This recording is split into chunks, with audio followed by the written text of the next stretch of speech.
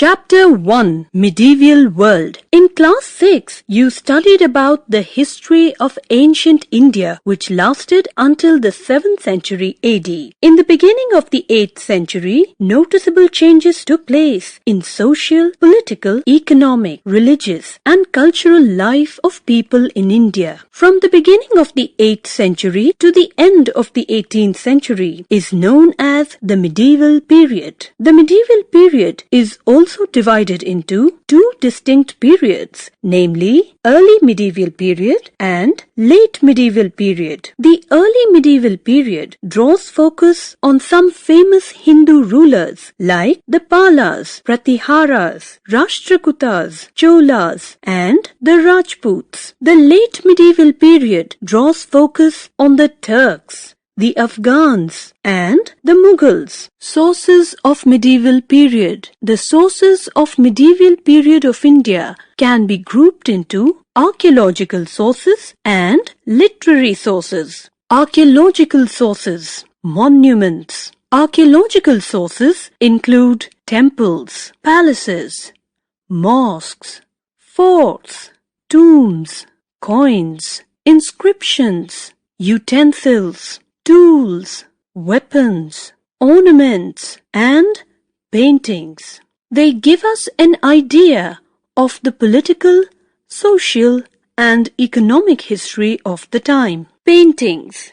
Paintings are another valuable source as they tell us about the customs, food habits, dress, and jewelry of the period. Coins. Coins give us dates of important political events. Inscriptions. Inscriptions from South India record proclamations by kings and gifts to temples and learned men.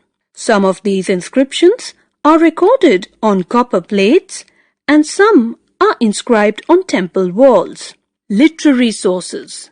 Literary sources include chronicles of court historians, biographies, autobiographies, farmans, and correspondence or letters of the kings.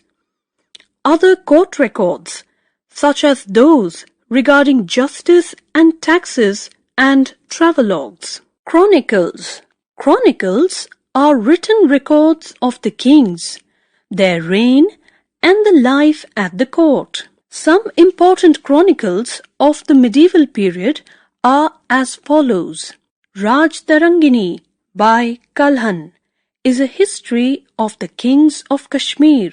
Tarikh-i-Firoz Shahi by Ziauddin Barani describes the history of the sultans of Delhi till the reign of Firoz Shah Tughlaq.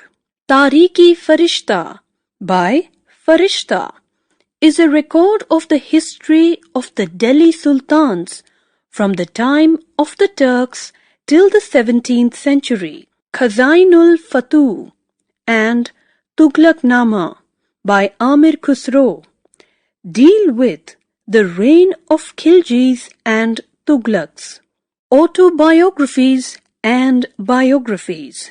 Among the autobiographies, the most important are Faturat-i-Firoz Shahi by Firoz Shah Tughlaq, Babarnama by Babur, and Tuzuki-Jahangiri by Emperor Jahangir. Some important and well-known biographies of the medieval period are as follows. Prithviraj Raso by Chand Bardai describes the life and adventures of the Chauhan ruler Prithviraj Chauhan. Humayun Nama by Gulbadan Begum gives a lot of information about the reign of the Mughal Emperor Humayun.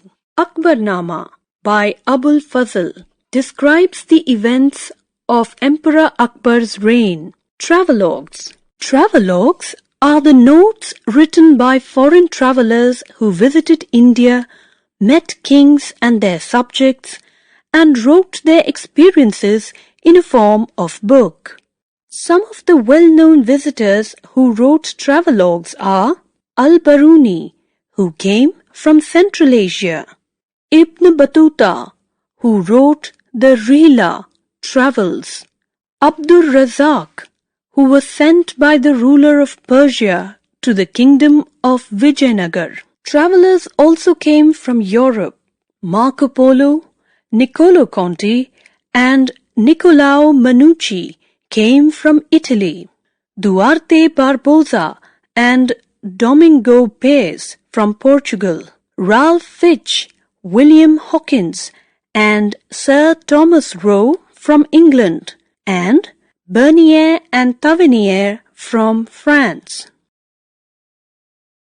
Chapter 2. The Regional Kingdoms of 8th Century. We are going to start the history of medieval period, which begins with the early 8th century. Before starting the chapter, we should know the prevailing political condition of India. In the North India, the Rajputs, the Ghaznavis, the Ghurids, the Palas, and the Gurjara Pratiharas were powerful rulers. In the Deccan, there were the Rashtrakutas and a few smaller kingdoms. Similarly, in the south, the Pallavas, the Pandyas, and the Cholas were powerful rulers. North India, the Rajputs. The word Rajput has been taken from the Sanskrit word Rajputra, meaning the son of a king.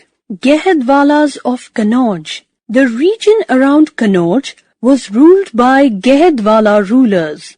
The Gehedwala king Jayachandra was defeated by Muhammad Ghori in 1194. Chandelas of Bundelkhand. The Chandelas ruled the land between the Yamuna and Narmada rivers. Khajuraho was their capital.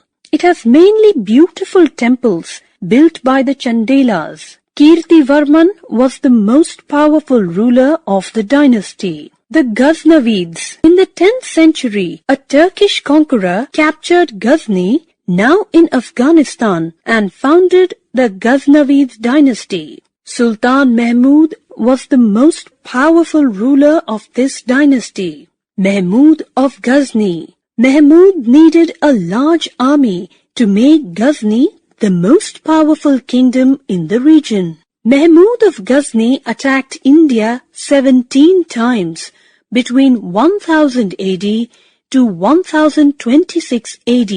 His early raids were against the Hindu Shahi rulers of Punjab. He defeated Jaipal and Anandpal and got a large tribute from them. He also attacked the rich temple towns of India. He raided Mathura and Kannauj in 1018 and Somnath in 1026. The Ghori.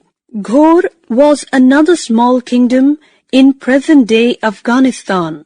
Mahmud Ghazni had also captured this kingdom and made its ruler his vassal.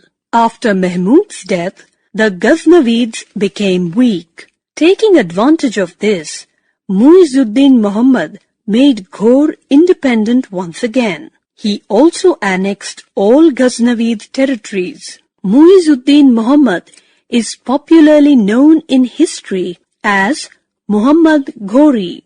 Muhammad Ghori, an ambitious ruler of Ghor, decided to attack India not only for wealth but also for establishing an empire in India.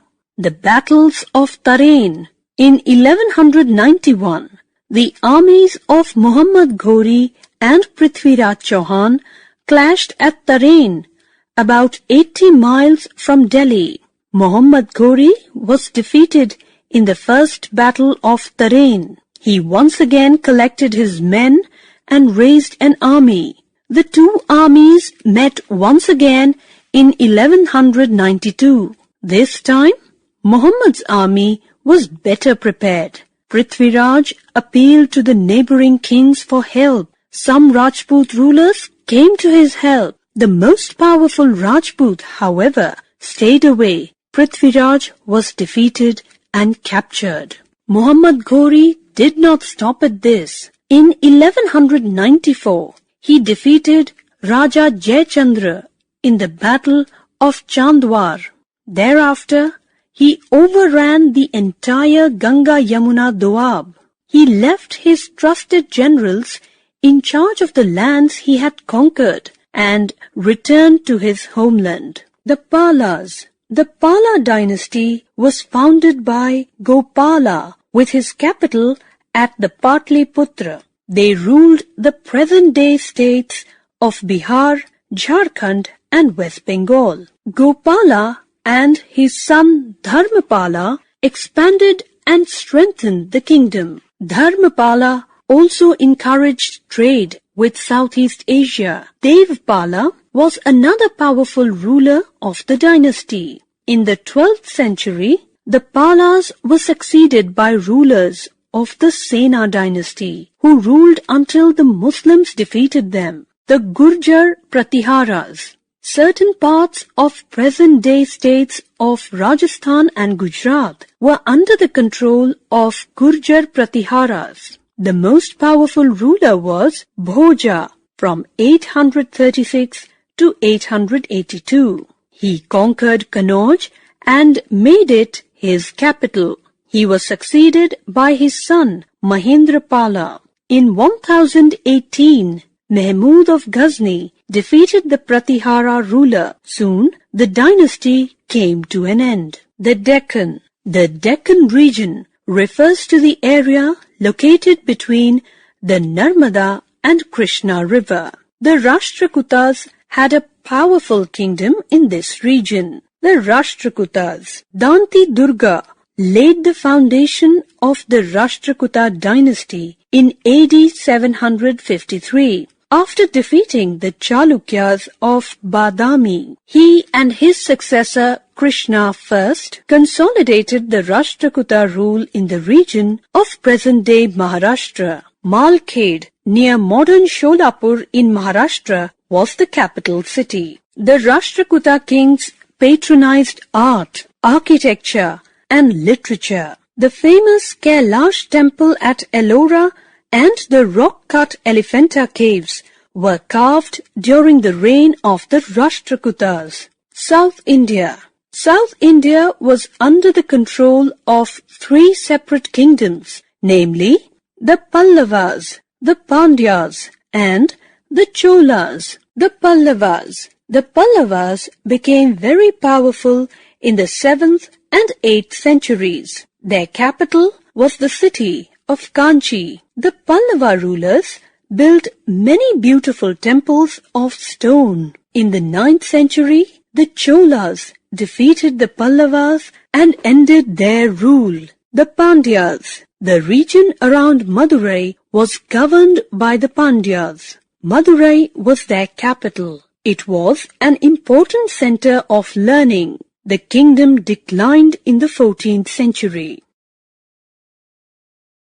Chapter 2. The Regional Kingdoms of 8th Century. We are going to start the history of medieval period, which begins with the early 8th century. Before starting the chapter, we should know the prevailing political condition of India. In the North India, the Rajputs, the Ghaznavis, the Ghorids, the Palas, and the Gurjara Pratiharas were powerful rulers. In the Deccan, there were the Rashtrakutas and a few smaller kingdoms. Similarly, in the south, the Pallavas, the Pandyas, and the Cholas were powerful rulers. North India, the Rajputs. The word Rajput has been taken from the Sanskrit word Rajputra, meaning the son of a king. Gehedwalas of Kannauj. The region around Kannauj was ruled by Gehedwala rulers. The Gehedwala king Jayachandra was defeated by Muhammad Ghori in 1194.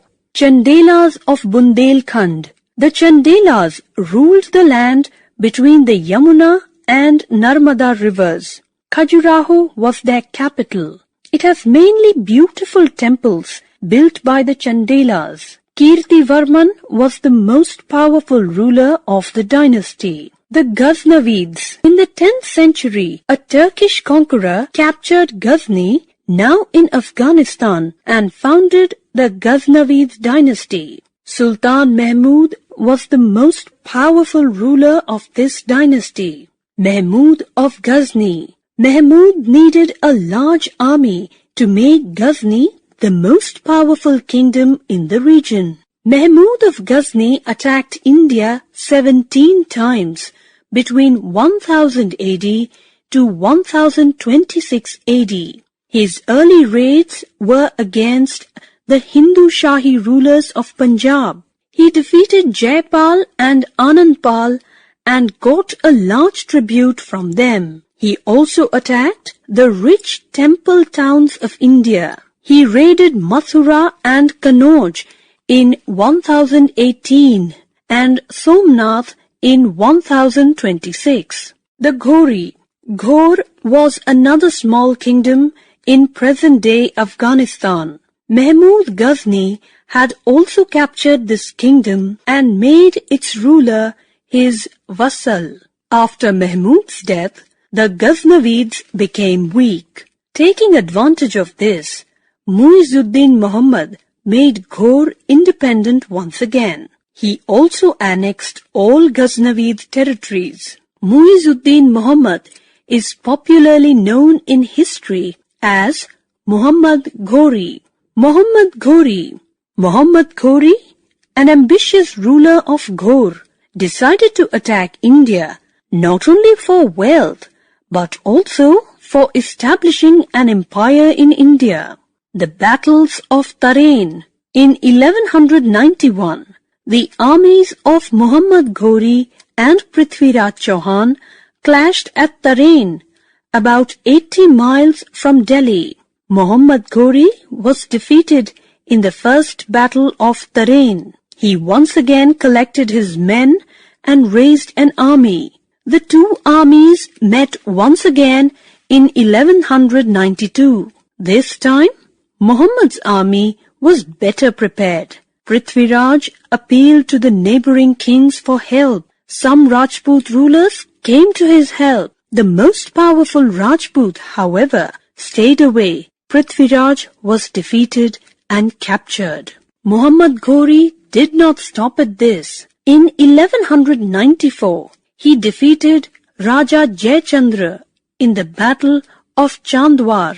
Thereafter, he overran the entire Ganga-Yamuna Doab. He left his trusted generals in charge of the lands he had conquered and returned to his homeland. The Palas. The Pala dynasty was founded by Gopala with his capital at the Patliputra. They ruled the present-day states of Bihar, Jharkhand and West Bengal. Gopala and his son Dharmapala expanded and strengthened the kingdom. Dharmapala also encouraged trade with Southeast Asia. Devpala was another powerful ruler of the dynasty. In the 12th century, the Palas were succeeded by rulers of the Sena dynasty, who ruled until the Muslims defeated them. The Gurjar Pratiharas. Certain parts of present-day states of Rajasthan and Gujarat were under the control of Gurjar Pratiharas.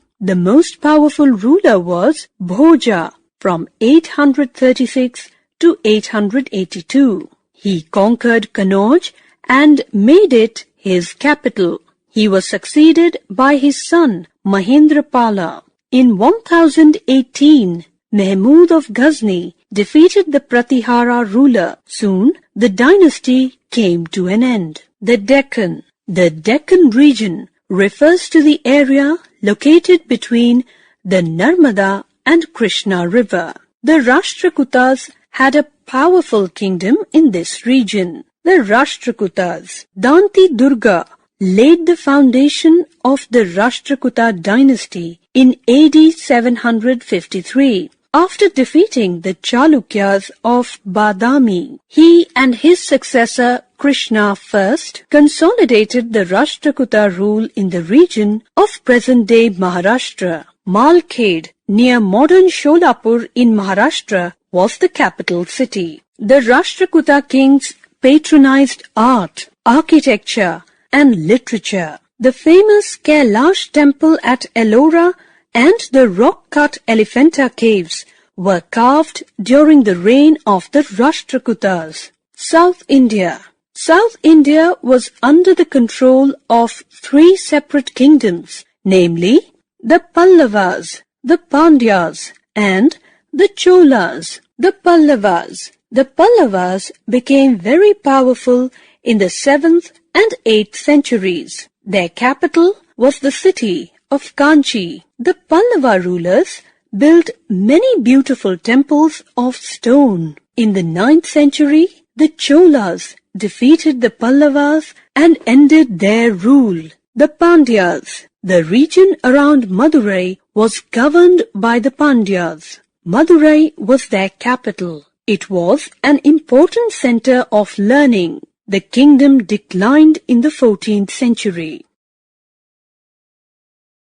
Chapter 3. The Delhi Sultanate from AD 1206 to AD 1526. The period between AD 1206 and AD 1526 is known as the period of Delhi Sultans in the history of India. You have already read in the 2nd chapter that Muhammad Ghori defeated Prithviraj Chauhan in the 2nd battle of Tarain, which laid the foundation of Muslim rule in India.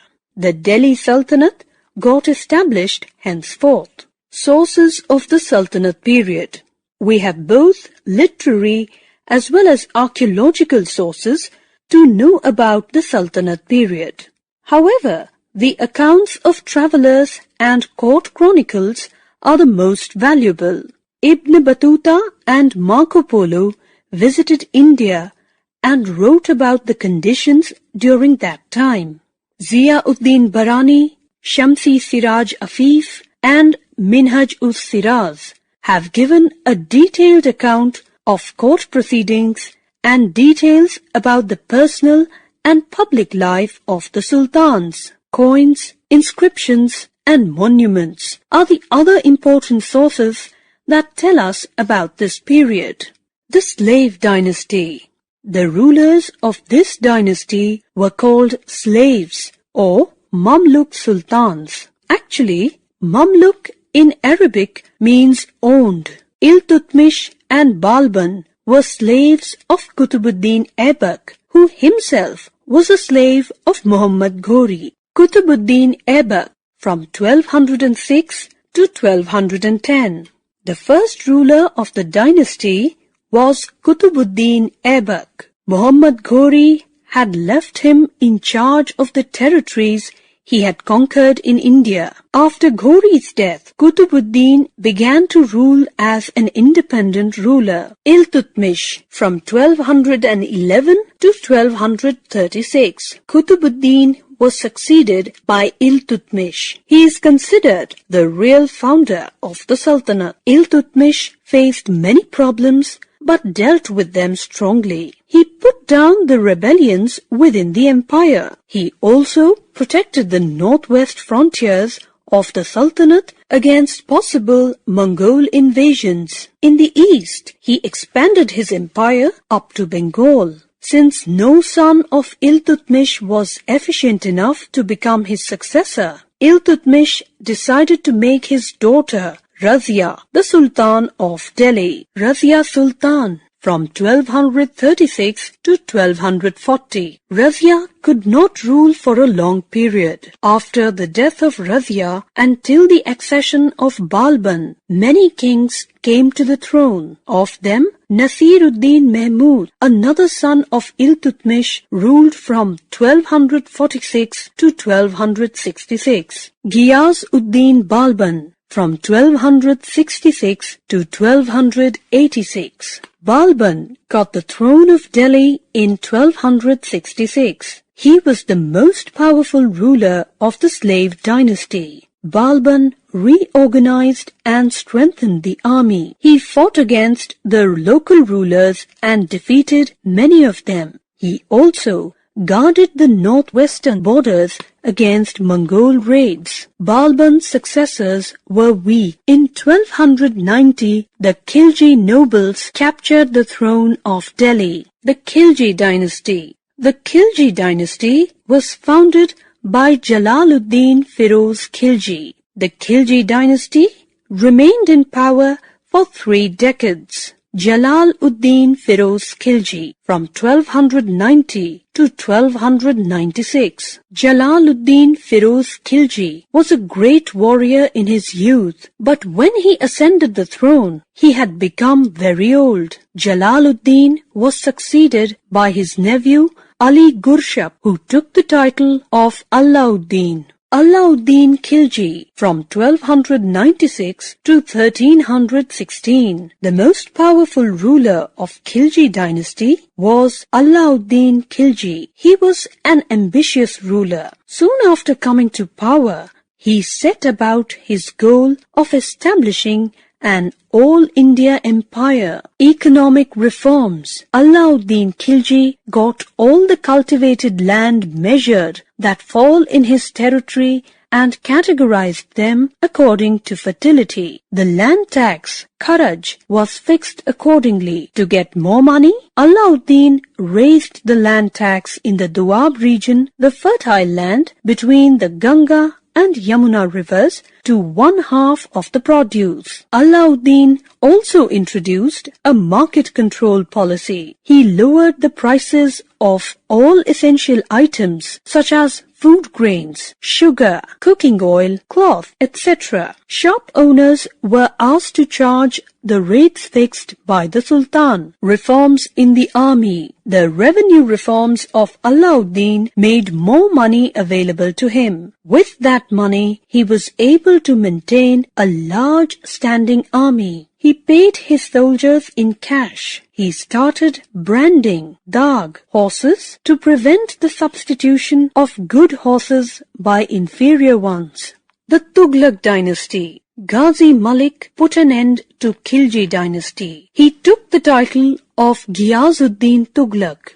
The Tughlaq dynasty ruled for about 100 years. Ghiyazuddin Tughlaq from 1320 to 1325. The first ruler of this dynasty was Ghiyazuddin. He put down rebellions and strengthened the Sultanate. He was succeeded by his son Jana Khan, Muhammad bin Tughlaq from 1325 to 1351. Ghiyazuddin Tughlaq's son Jana Khan took the title of Muhammad bin Tughlaq and ascended the throne in 1325. Ibn Battuta gives a lot of information about his reign. He tells us that the Sultan had great ideas and plans that failed because the common people could not understand them.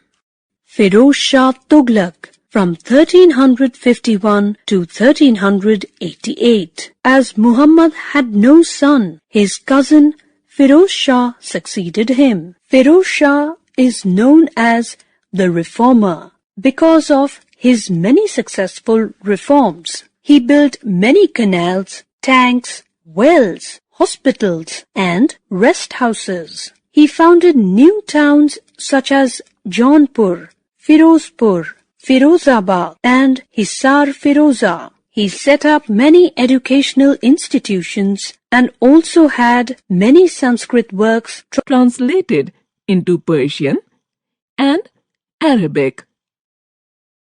Timur's invasion, 1398. The Mongol ruler, Timur, was the ruler of a large empire in Central Asia. He invaded India and attacked and looted Delhi. His army massacred thousands of people. With the loot he collected, he beautified his capital Samarkand with elegant buildings, palaces, and mosques. Before leaving Delhi, Timur appointed Khizr Khan as his deputy in India. Khizr Khan became the first Sayyid ruler. The Sayyid dynasty. The Sayyid dynasty emerged after the end of the Tughlaq dynasty. They ruled for only a short period of time. Khizr Khan Sayyid from 1414 to 1421. Khizr Khan was the governor of Multan under Firoz Shah Tughlaq. After the death of Firoz, he supported a son of Firoz in the War of Succession. When Timur attacked India, he joined him. Before leaving India, Timur appointed him the governor of Multan, Lahore and Deepalpur. Khizr Khan conquered Delhi in 1414 and started the rule of the Sayyids. Mubarak Shah Sayyid from 1421 to 1434. Khizr Khan was succeeded by his son Mubarak Shah. He had a great visionary power and he wanted to revive the glory of his father. The nobles, however, were against him. Most of his time was spent in controlling them. Muhammad Shah Sayyid from 1434 to 1443. Muhammad Shah was Mubarak Shah's nephew. The nobles became very powerful during his reign. Alauddin Alam Shah Sayyid from 1443 to 1451. Alam Shah was the next ruler. In 1451, he lost Delhi to Behlul Lodi. With this, the brief rule of the Sayyid Sultans came to an end. The Lodi dynasty. The Lodi dynasty was the last ruling dynasty of the Sultanate period. Until this period, all the rulers of the Sultanate were of Turkish origin, while the Lodis were of Afghan origin. Behlul Lodi from 1451 to 1489. The first Lodi ruler was Behlul Lodi. He tried to consolidate the fragmented Sultanate. He removed rebellious governors and appointed loyal Afghan nobles in their place. At the time of his death, the Sultanate stretched from Punjab to Bihar. Sikandar Lodi from 1489 to 1517. Behlul Lodi was succeeded by his son Sikandar Lodi. He annexed Jaunpur and Bihar and signed a treaty of friendship with the ruler of Bengal. He also introduced many public welfare measures. He founded the city of Agra and made it his capital. Ibrahim Lodi from 1517 to 1526. Ibrahim Lodi succeeded Sikandar Lodi. He was the last ruler of the Lodi dynasty. The Afghan nobles rebelled against him. He, however, defeated them. To prevent such revolts in future, he replaced senior nobles and governors who had a lot of power by younger men. The displaced nobles conspired with Babur, who overthrew Ibrahim Lodi in the first battle of Panipat in 1526. Babur was the first ruler of the Mughal dynasty. Chapter 4. The Rise of Regional Kingdoms.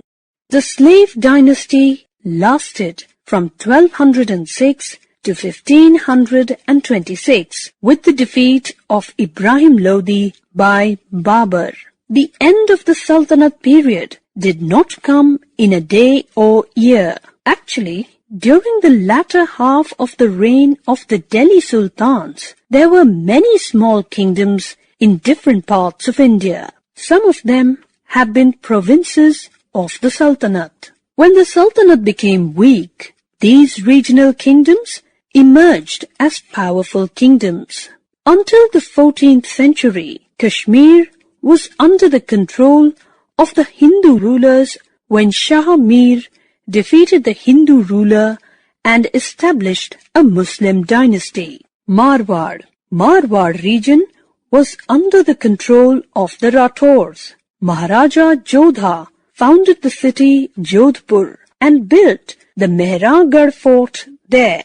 Mewar, the Sisodia Rajput, ruled the Mewar kingdom. Bappa Rawal, Rana Hamid and Rana Kumbha were three powerful rulers of this kingdom. The greatest ruler of Mewar was Rana Sanga. He defeated the ruler of Malwa and annexed parts of his territories. In 1527, Babur defeated him in the Battle of Khanua, Jaunpur. Malik Sarwar was the governor of Jaunpur during the reign of Firoz Shah Tughlaq. Taking advantage of Timur's invasion in 1398, Malik Sarwar declared his independence and started the Sharki dynasty. Bengal.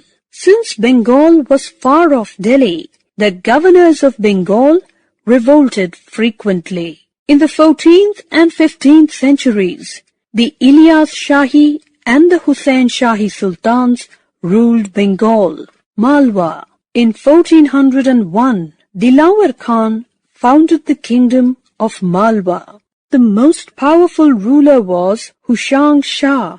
The sultans of Malwa fought with the rulers of Delhi, Jaunpur and Gujarat. Malwa was later conquered by Sher Shah. Gujarat. In the 15th century, Muzaffar Shah founded an independent kingdom in Gujarat. Some famous rulers of the kingdom were Ahmad Shah, Mahmud Shah Begara and Bahadur Shah. Khandesh. The first independent ruler of Khandesh was Raja Ahmad, who was also known as Malik Raja. He was succeeded by Nasir Khan, who built the town of Burhanpur.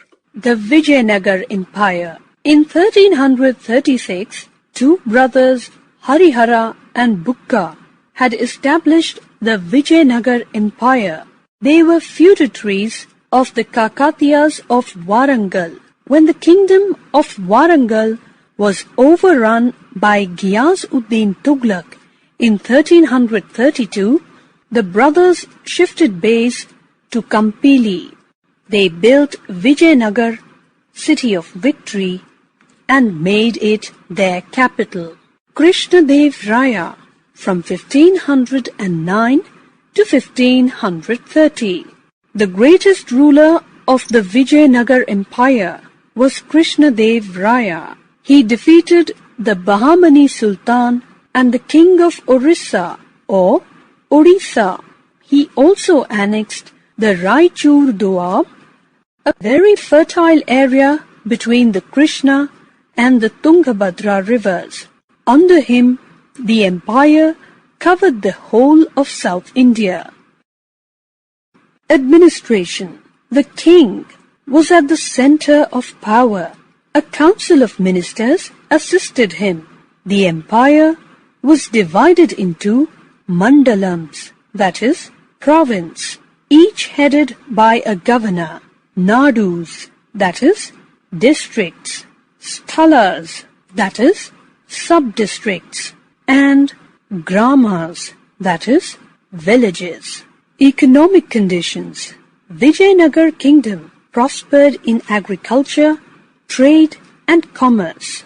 Revenue from land was the main source of income. It was levied according to the fertility of the land. End of the Vijayanagar Empire. The empire became weak after the death of Krishnadev Raya.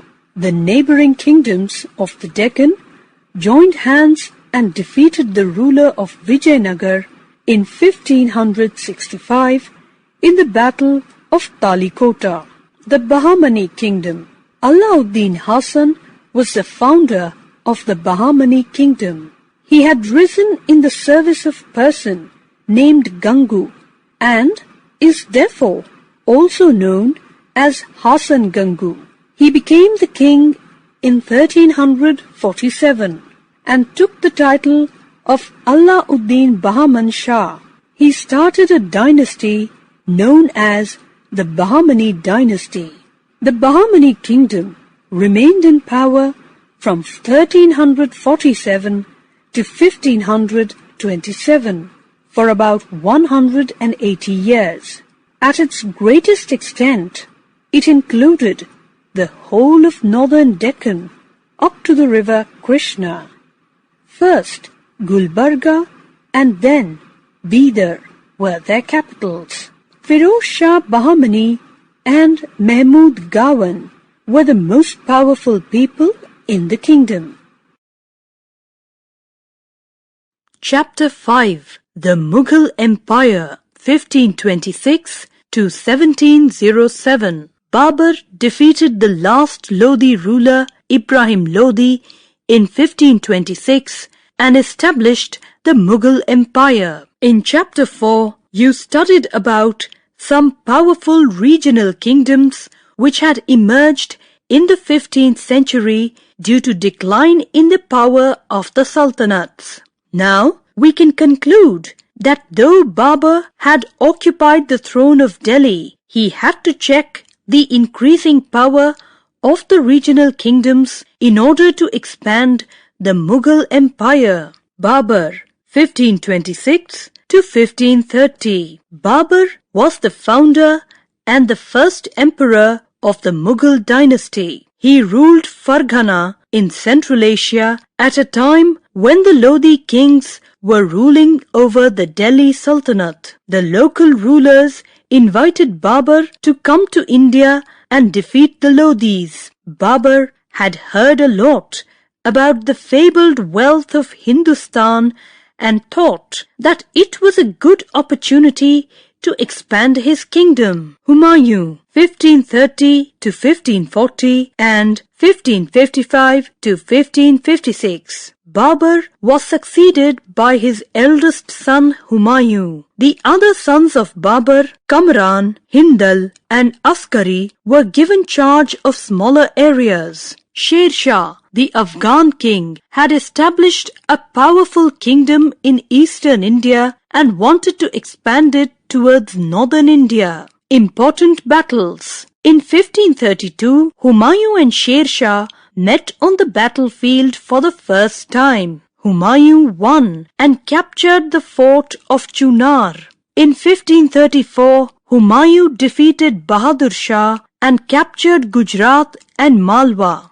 However, Humayun did not have time to build upon his victories. Sher Shah regrouped and defeated Humayun at Chausa in 1539 and Kannauj in 1540. He chased Humayun out of his own kingdom. Humayun escaped to Persia and spent the next 15 years in exile. During this time, the Sur Empire under Sher Shah reigned supreme in India. The Sur Empire, 1540 to 1555. The Sur dynasty was founded by Sher Shah Suri himself, but he was the first and last important ruler of this dynasty. Achievements. Sher Shah was not only a good general, but also an efficient administrator. He reformed the civil, military, and land revenue administration. He introduced a new currency, a silver coin, called the rupiah. He also reduced custom duties and built an excellent network of roads, including the Grand Trunk Road. All these measures encouraged trade. Sher Shah followed a policy of religious tolerance. He respected all religions and looked after the welfare of all his subjects. Successors. Sher Shah was succeeded by Islam Shah. He could not build upon the work of Sher Shah. Humayun defeated Islam Shah in 1555, occupied Delhi and ended the rule of Surs. Akbar, 1556 to 1605. Akbar was perhaps the ablest of all Mughal emperors. He is also considered one of the best rulers of India. He brought glory to the empire and is called Akbar the Great. Expansion of the empire. Akbar became king in 1556 when he was only 13 years old. Behram Khan was appointed as Akbar's regent. Soon after coming to power, Akbar defeated Hemu, the general of the Afghan forces, in the Second Battle of Panipat. A few years later, he ended the regency of Behram Khan and took over the government. Then he conquered Gwalior, Ajmer and Jaunpur. In 1561, he annexed Malwa. In 1568, he conquered Chittor and Ranthambore. He defeated Rana Pratap of Mewar in the Battle of Haldi Ghati in 1576. Akbar's policies. Akbar's most of the policies intended to bring peace and prosperity in the empire. We get important information from Akbarnama, policy of friendly relation with the Rajputs. Akbar made the Rajputs strong supporters of the Mughals. He tried to gain their loyalty in many ways. Akbar defeated the Rajputs but did not humiliate them. He treated them very honorably. He allowed most Rajput kings to continue ruling over their territories. Akbar made matrimonial alliance with Rajput families. Akbar gave high posts to Rajput chiefs in his administration. Raja Man Singh and Raja Birbal, two of his most trusted officials, were Rajputs.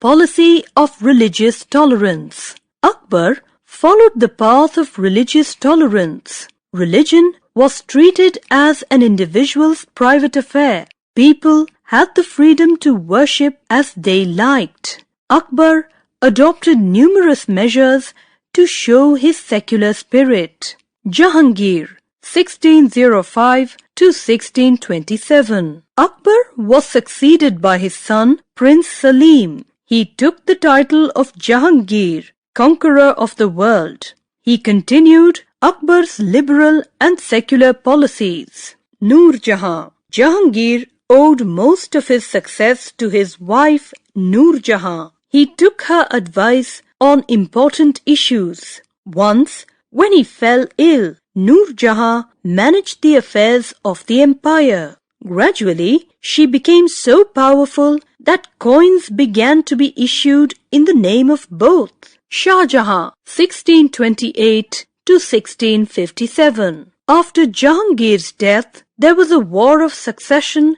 amongst his sons. Prince Khurram defeated his brothers and became king. He came to be known as Shah Jahan, meaning ruler of the world. Architectural development. Under Shah Jahan, architecture witnessed tremendous growth. He built the Taj Mahal at Agra and the Red Fort and the Jama Masjid at Delhi. He also built a new city called Shahjahanabad, the seventh city of Delhi, and made it his capital. Aurangzeb, 1658 to 1707. The last of the great Mughals, Aurangzeb, Alamgir, meaning conqueror of the world, ruled for 49 years, the same as Akbar. His empire covered nearly the whole of India. Policies of Aurangzeb. Deccan policy. Aurangzeb spent the last 26 years of his reign in the Deccan. He wanted to crush the power of the Marathas and strengthen his position in the Deccan.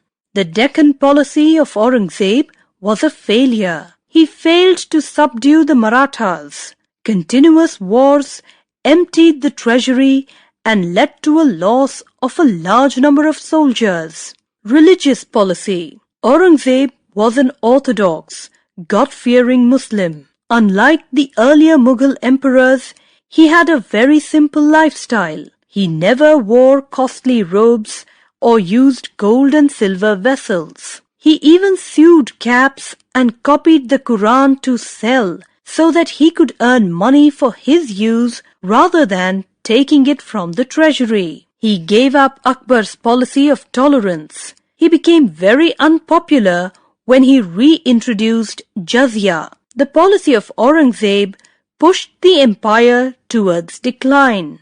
The Mughal administration. Structural administration. It was a centralized monarchy and the ruler enjoyed absolute power. Apart from central administration, there were provincial administration, revenue administration, and army administration. Central administration. The king was the head of both civil and military administration. He was assisted by many officials. The wazir was the prime minister. The diwan was the head of the revenue department. The mir bakshi looked after the military. The khane-saman attended the needs of the royal household.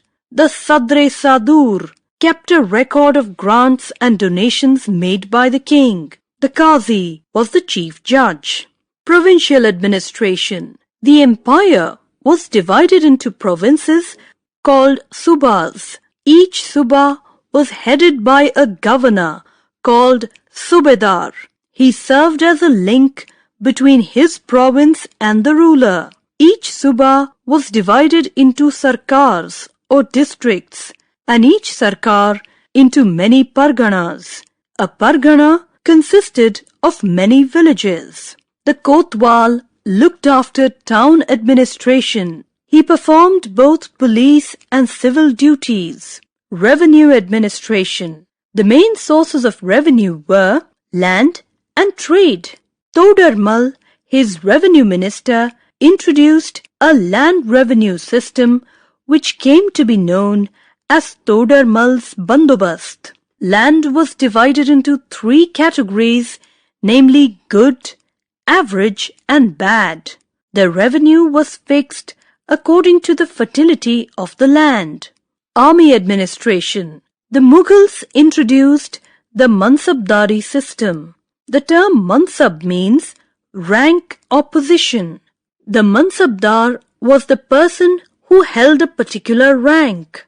His rank determined his salary and his military responsibilities. Agrarian policy. The Mughals needed a huge amount of money to meet the expenses of salary. Most part of this money came from revenue from agriculture. All rulers tried to increase the productivity of the land.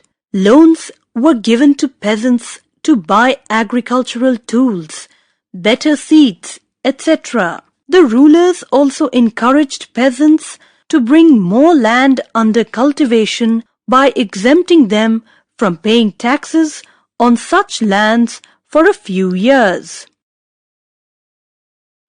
Chapter 6. Architectural Development in the Medieval Period. India achieved tremendous success in the field of architecture during the medieval period. We can group this period of architecture into 3 distinct phases. The first one comprises the architectural style of the native kings. The second is related with the architectural development in the Sultanate period. And the third one draws focus on the Mughal architecture. Early medieval period. North India. In the north, the Nagar style of temple architecture was popular. The Chandelas built many temples at Khajuraho.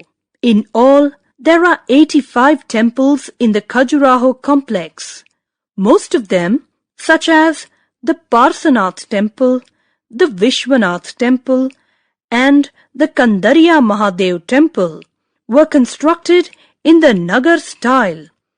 The temples of Odisha, Mukteshwar temple and Lingaraj temple at Bhuvaneshwar, the Sun temple at Konark, and the Jagannath temple at Puri are some of the best specimens of Nagar style of temple architecture. The Dilwara temple at Mount Abu, Rajasthan, were built by the Solanki rulers. South India. Temple architecture flourished leaps and bounds in South India. The Pallavas, Pandyas and the Cholas were great temple builders. The Pallava kings built the Rath temple and the Shore temple at Mahabalipuram and the Kailashnath temple at Kanchi. The Pandyas constructed numerous temples in Madurai. The Chola kings also built a large number of temples. The Brihadishvara temple, also called the Rajarajeshwar temple at Tanjore or Tanjavur is very well known. Rajaraj Chola dedicated it to Lord Shiva. The Sultanate period. The establishment of Delhi Sultanate in the 13th century marked a new phase in architecture of India. The Turks brought Arab and Persian culture with them, which intermingled with the local Indian style of architecture. Many famous monuments were built during the Sultanate period. Qutubuddin Aibak built the Quwwatul Islam Mosque in Delhi and the Adhai Din Ka Jhopda 2.5-day hut, a mosque in Ajmer. The Quwwatul Islam Mosque, built in 1193, was the first mosque to be raised in India by a ruling dynasty. He also started the construction of the Qutub Minar and built the first story. Iltutmish added 3 more stories to it.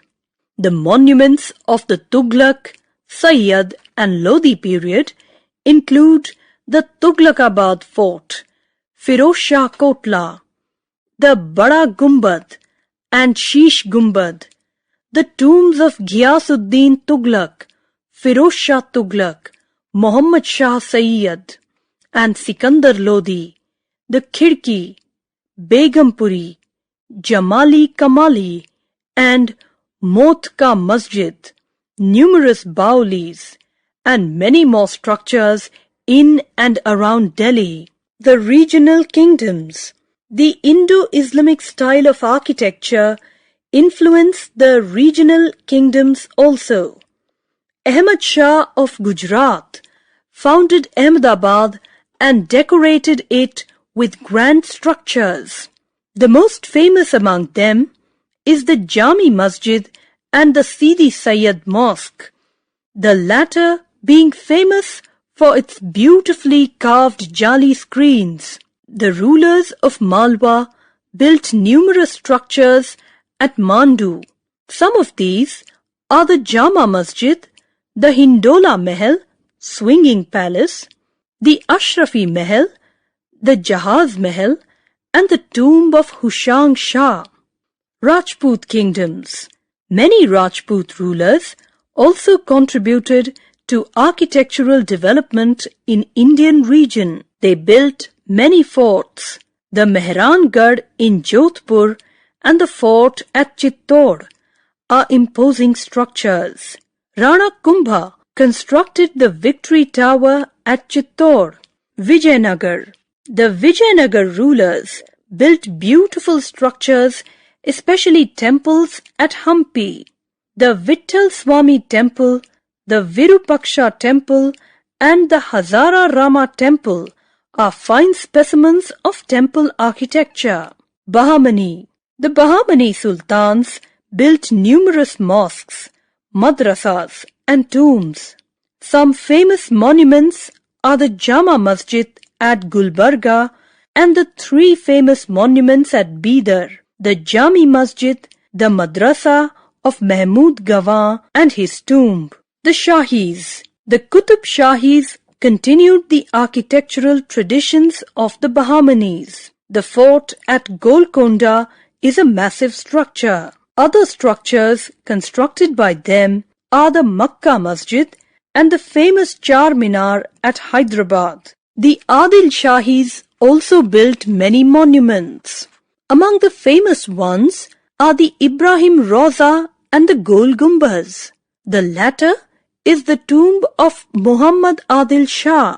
The Mughal period. The Mughal period is considered as one of the most remarkable periods of Indian architecture. Babur.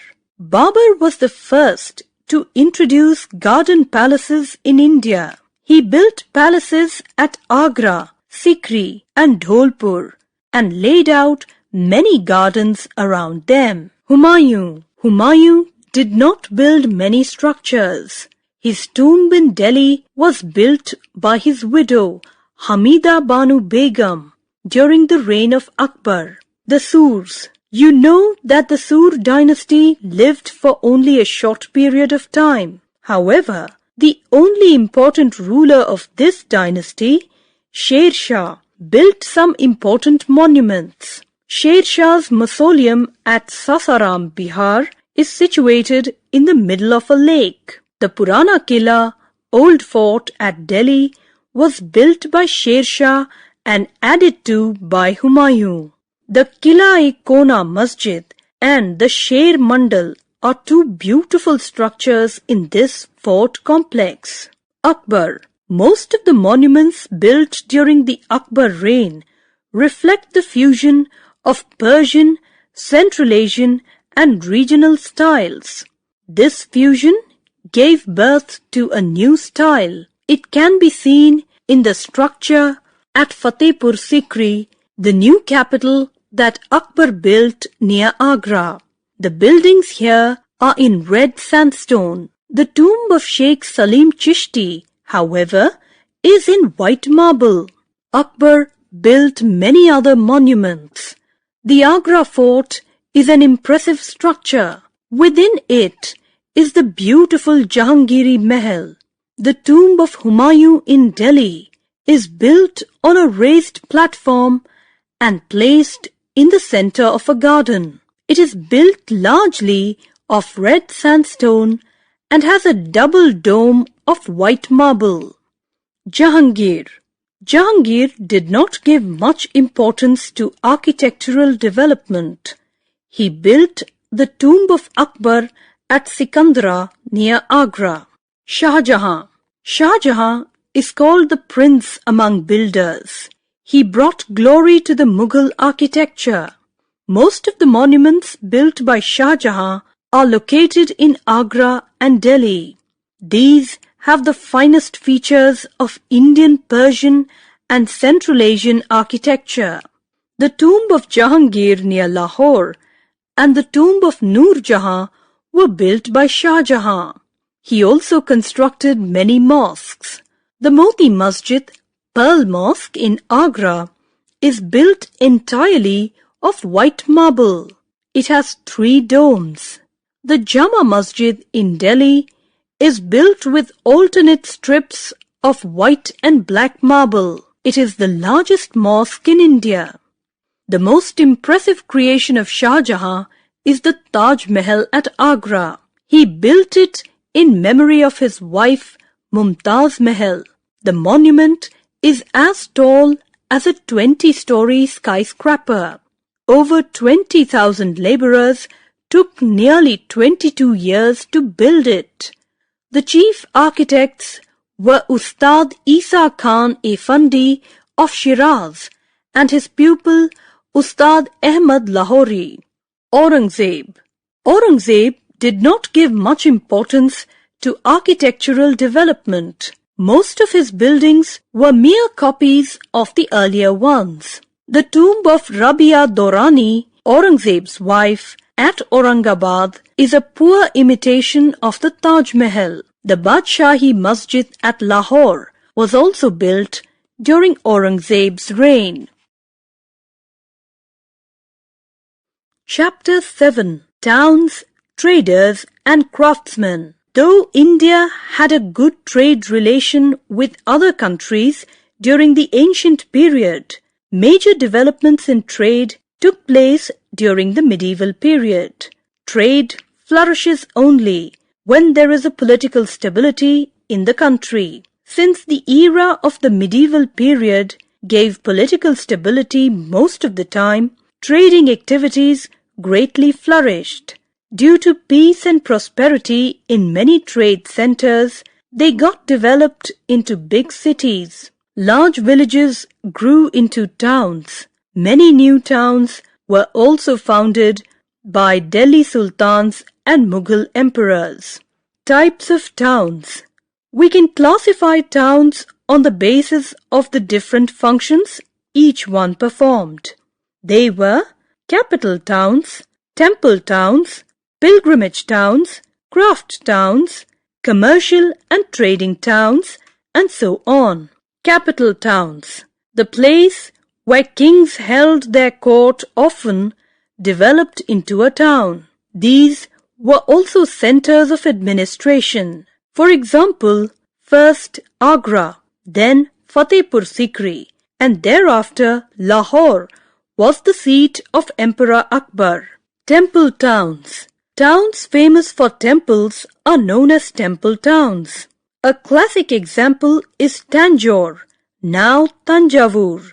It was the capital of the Cholas, but was more famous for its temples. Tanjore developed into a flourishing town largely because of its temples. Tirupati, Somnath, Kanchipuram, Madurai, and Mathura were some other famous temple towns.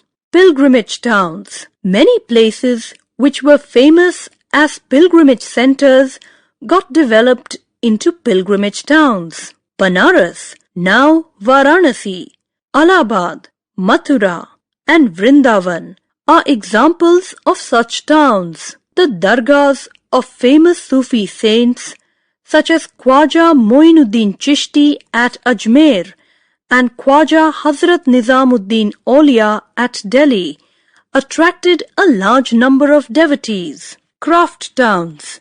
Some towns developed as craft towns as majority of craftsmen lived here and fulfilled the needs of kings and nobles. For example, Bidar was famous for its beautiful Bidri work. Hyderabad, the capital of the kingdom of Golconda, was a gem-cutting and trading center for jewels. Murshidabad was a prominent center for different kinds of silk fabrics. Trading towns. A commercial town developed as a result of the products found in that region or because of its nearness to ports or major trade routes. Ahmedabad and Qasim Bazar were famous for cotton and silk textiles. Kabul was a famous center of horse trade. Hampi, Masulipatnam, and Surat were some other towns involved in commercial activities. Traders and craftsmen. Both big and small traders were there in the towns. The small traders dealt in a few goods and in limited areas. The big ones owned large fleets of ships and traded in many goods. Traders generally traveled in caravans. They also formed guilds to protect their interests. The Banjaras were a trading group. They traveled from one place to another, buying goods and selling them. They also organized the transport of goods to other places. Craftsmen made goods of different kinds. While the Sultan and nobles wanted luxury goods, cotton and silk textiles were produced on a large scale for the local and for export. The Mughal emperors established workshops in which craftsmen practicing different crafts worked. They produced goods for the emperor and the royal household. Craftsmen in towns and villages made a variety of goods for such commercial exchange. Chapter 8. Tribal Communities. You already know that Indian society was divided into distinct castes by the caste system. With the passage of time, many subcastes also emerged in society. People like carpenters, goldsmiths, weavers formed their distinct subcastes. People belonging to a particular caste or subcaste formed their own close-knit group. Apart from these castes and subcastes, there was another group of people isolated from the mainstream of society. This group is known as tribal group. Occupations of the tribal people. The tribal people were engaged in agriculture, herding, and hunting, and gathering. They were dependent on the natural resources of the region they lived in. Some tribes settled down in an area permanently, while others led a nomadic lifestyle and moved from one place to another. Important tribal groups. Each tribal group had its own distinct customs, beliefs, and lifestyle. Some groups were small, some were very large and powerful and controlled a lot of territory. In the northwest, the Baluchi tribe was powerful. In Punjab, the Khokhars and the Ghakkars were the main tribes. In the western parts were the Bhils and the Kolis. In central India, the Gonds controlled large territories. Towards the east, the Cheros, Mundas, Santhals, Khasis, Nagas and Ahoms were the main tribal groups. The Todas, Koragas, Marwars, Badagas and Vettars were the main tribes in the south. Life of the tribal groups. Tribal groups generally led a nomadic life. They moved from one place to another in search of food and pasture for their animals. They exchanged milk, honey, wool, ghee, and so on with the settled agriculturists for grain and various other products. Changing nature of tribal society. With the passage of time, tribal groups came in contact with outsiders. It influenced their lifestyle greatly. They began to lead a settled life and used better methods of agriculture. Many tribal customs, ceremonies, and gods also became part of the existing culture. During the medieval period, some tribes became dominant. Those that controlled the key trade routes and forest resources became very powerful. Chapter 9. Religious Movements. The medieval period is also very important from the religious point of view because many religious movements occurred in India during this period. These religious movements can be grouped into the Bhakti movement and the Sufi movement. The Bhakti movement. The advent of Bhakti movement took place in the 18th century. The Alvar and Nayanar saints popularized it. They came from different castes and followed different professions. These saint poets traveled from place to place, singing hymns in praise of different gods. Bhakti saints. During the early medieval period, Shankaracharya and Ramanuja spread the message of Bhakti in South India. Shankaracharya believed that there is no difference between the soul of God and the soul of human beings.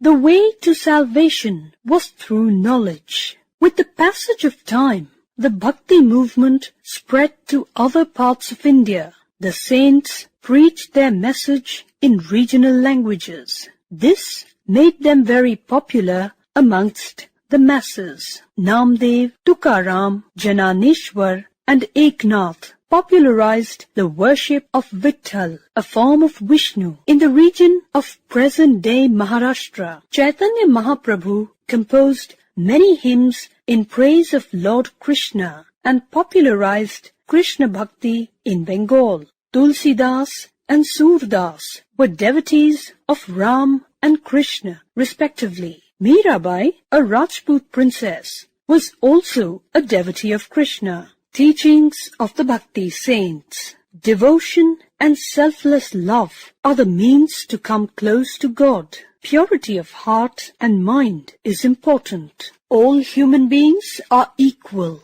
God did not create high or low caste people, nor did He create Hindus and Muslims. So people should be tolerant of one another. Feel the pain of others. Try to lessen it. Knowledge is an essential part of bhakti. It can be gained through a teacher or guru. A devotee can express bhakti through devotional music. Sant Kabir. It is believed that Sant Kabir Das, the greatest saint poet, was born in Kashi, now Varanasi. Philosophy of Kabir. Kabir believed in the unity of God, though he calls him by different names such as Ram, Rahim, Hari, Allah, and so on. God, for him, was one, the supreme reality. He emphasized faith in God's will. Kabir always discouraged idol worship, performing rituals, taking dips in holy rivers, going on pilgrimages, and other such outward forms of worship. He attacked the Brahmins and the Qazis for their superstitions. Kabir worked hard for the Hindu-Muslim unity. He strived for harmony between Hinduism and Islam. Works of Kabir. Kabir never wrote down anything. He preached his followers through his short poems called dohas or couplets. We know about these teachings only from oral traditions. The Kabir Vani, the words of Kabir, were written and compiled much after he passed away. The Kabir Granthavali and the Bijak contains Kabir's philosophy. Guru Nanak Dev, the founder of the Sikhism, Guru Nanak Dev, was born in Talwandi, now in Pakistan. We know much more about his life and teachings than we do about Sant Kabir. Chapter 10. The Flowering of Regional Cultures. Literally, culture means the beliefs, way of life, art and customs that are shared and accepted by people in a particular society. The culture in India passed through many modifications during the medieval period. People from different parts of the world came to India and settled here. This gave a fusion to our native culture. Ultimately, our culture became even more rich. Language and literature. Many languages emerged in different parts of India during the medieval period. In the course of time, many literary works were composed in these languages. North India, 800 to 1300 AD. In North India, Bengali and Marathi emerged in the east and west of India respectively as spoken languages of common people. Bhakti saints such as Chaitanya Mahaprabhu and Tukaram preached in the languages spoken by the local people. Many literary works were composed in the period. Somdev wrote Katha Sarita Sagar, a collection of stories and legends. Among the noteworthy historical works, Kalhan's Raj Tarangini is important. Jaydev composed Geet Govinda, a poem on the love of Krishna and Radha. Biographies of kings were also written. Bilhan's Vikram Ankadev Charita is the biography of the Chalukyan king Vikramaditya. South India, Tamil, Telugu and Kannada prospered under Chola rule. Administrative records were maintained in these languages. Malayalam was patronized by the Cheras. The Chola rulers patronized the literary activities very much. Many religious and secular works were translated during their reign. Kamban translated the Ramayana into Tamil. Nanaya and Tikkanna translated the Mahabharata into Telugu. Kannada was enriched by the writings of Pampa, Ponna and Ranna, popularly known as the three jewels of Kannada literature.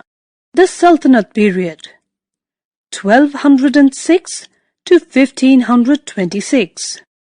Hindi remained commonly spoken language in different parts of India for quite some time during the Sultanate period. The two forms of Hindi, Braj and Awadhi, became popular. Other languages that emerged were Punjabi, Odia, Assamese, and Sindhi. The Puranas, the Ramayana, and the Mahabharata were translated into some of these languages. The Turks introduced the Persian in India. It became the court language. Poets such as Amir Khusro wrote in Persian as well as in Hindi. In course of time, Persian and Hindi fused to give birth to a new language, Urdu. The literature of the period consists of famous original works, including those of Amir Khusro in Persian, Srinadha's Hari Vilasa in Telugu, Malik Muhammad Jayasi's Padmavat in Hindi, and the poems of Vidyapati in Maithili. Vijayanagar Empire. The Vijayanagar rulers encouraged Sanskrit and Telugu. Sion wrote commentaries on the Vedas. Krishnadev Raya himself was a great scholar of Telugu and Sanskrit. He composed a poem called Amukta Malyada in Telugu. The Mughal period, from 1526 to 1707. Mughals made Persian as the official language of the empire. All administrative records and proceedings of the royal court were maintained in Persian. Akbar encouraged Persian literature. He had the Ramayana and the Mahabharata translated into Persian. Books in Arabic and Turkish were also translated into Persian. Many original works in Persian were also written. Abul Fazl wrote a biography of Akbar called the Akbarnama. A part of it is called Ani-Akbari. Akbar patronized many Hindi poets, which gave tremendous rise to Hindi literature. Vallabhacharya, Keshava Das, Tulsi Das, and Surdas were the famous Hindi poets of this time. Tulsi Das wrote the Ramcharitmanas. The collection of Surdas's poetry was called the Sur Sagar. Prem Vatika of Raskhan and Satsai of Bihari were the other popular works composed in Hindi.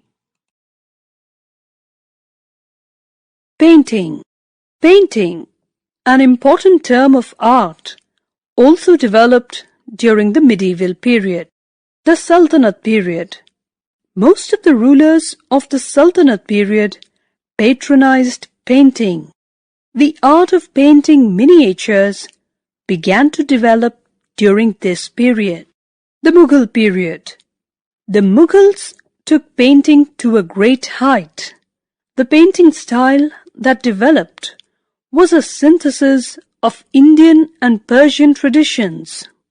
The tradition of miniature painting reached high levels of refinement under Akbar, Jahangir, and Shah Jahan. These paintings were generally done on paper, but sometimes also on cloth. Some famous painters of this time were Behzad, Balchand, Basavan, Bichitra, Bishan Das, Daulat, Govardhan, Inayat, Kanha, Manohar, Mansoor, Murad, Nanha, and Shankar. The regional kingdoms. Painting was also patronized by different regional kingdoms. Three distinct styles of painting prospered during the medieval period. Rajput or Rajasthani style. The main centers of the Rajasthani style were Mewar, Jodhpur, Bundi, Bikaner, Kota and Kishangarh. The painters painted religious and mythological scenes, especially stories of Lord Krishna and Radha, hunting and nature scenes, and interesting episodes from Hindu epics. Kangra or Pahari style. The Pahari style developed in the foothills of the Himalayas. It flourished during the 18th and early 19th century at Chamba, Guler, Kullu, Mandi, Kangra and Basoli. Krishna Radha themes were very popular with the painters. Deccani style. The Deccani style developed in the late 16th century in the kingdoms of Ahmednagar, Bijapur and Golconda. Paintings depicted battle scenes, kings in different moods, etc. Music. Music prospered in India with the arrival of the Turks. There was a fusion of Persian, Arabic and Indian musical forms, resulting in the creation of a new style of music. The Sultanate period. During the Sultanate period, some new musical instruments like rabab and sarangi were introduced to India by the Turks. Amir Khusro was a famous poet and musician. He combined Persian and Indian melodies and produced several new ragas. He also popularized a new form of music called qawwalis. Firoz Shah Tughlaq was a patron of music. The musical work Rag Darpan was translated into Persian during his reign. Devotional music was also popularized by Bhakti and Sufi saints. The Sufis organized musical gatherings in which both the common people and skilled musicians participated. The regional kingdoms. Music was also patronized by the rulers of regional kingdoms like the rulers of Jaunpur and Gwalior. Two works on music, Guniyal-un-Muniyas and Sangeet Shiromani, were compiled in Jaunpur. Sultan Hussain Shah Sharki of Jaunpur took great interest in music. The Mughal period. Akbar was a great patron of music. He had employed many court musicians. Abul Fazl has mentioned about 36 musicians in Akbar's court in his book. The most famous among them was Mian Tansen. He composed many new ragas, the most popular among them being Rag Darbari and Rag Deepak. Jahangir and Shah Jahan also employed many court musicians. Aurangzeb banned singing in court, but not the playing of musical instruments. He himself was an accomplished veena player. Dance. Various new forms of classical dance were evolved during the medieval period. Most of these dance forms began in temples. Bharatnatyam evolved as a temple dance. It was patronized by the Chola rulers. Kathakali, Kuchipudi, Odissi, and Manipuri evolved in different parts of the country. Chapter 12. Our environment. All the things present around us together constitute our environment. Favorable environment is very much required for the sustenance of life on the earth. The term environment comes from the French word environner, which means to surround. It is used to describe everything such as places, things, people, nature, etc. It also includes things created by human beings. Geography deals with the various components of the environment. It also studies the interrelationship between human beings and their environment. On the basis of origin, the geographical elements can be broadly classified into two groups: natural elements and human-made elements. The natural elements such as mountains, rivers, vegetation, animals, etc. are created by nature. This is called natural environment. It includes the biotic and abiotic components. The human-made elements such as agriculture, industries, settlements, means of transport, etc. are created by human beings. Therefore, all these things are together called human-made environment. Natural environment. The natural environment consists of both biotic and abiotic components. The biotic components comprise plants and animals, whereas abiotic components comprise air, water, soil, etc. The four major domains of the earth are lithosphere, hydrosphere, atmosphere, and biosphere. Lithosphere is the outer layer of the earth on which we live. It is made up of rocks, and at some places it is covered with soil. The term lithosphere means rocky crust. It includes the crust and upper part of the mantle. Lithosphere is very important because it provides land for building houses, roads, factories, and for agriculture. It is also an important source of minerals and power resources. Hydrosphere. Hydrosphere refers to the presence of water in all its forms: oceans, seas, rivers, lakes, ponds, etc. Water is also found below the surface of the earth as groundwater. Water supports all forms of life. Water is found in three states: solid, that is ice, liquid, that is water, and gaseous, that is water vapor. Atmosphere. Atmosphere is the layer of the air surrounding the earth. Its exact thickness is unknown. The atmosphere is held to the earth by the force of gravity. The atmosphere contains life-giving oxygen for human beings and animals, and carbon dioxide for plants.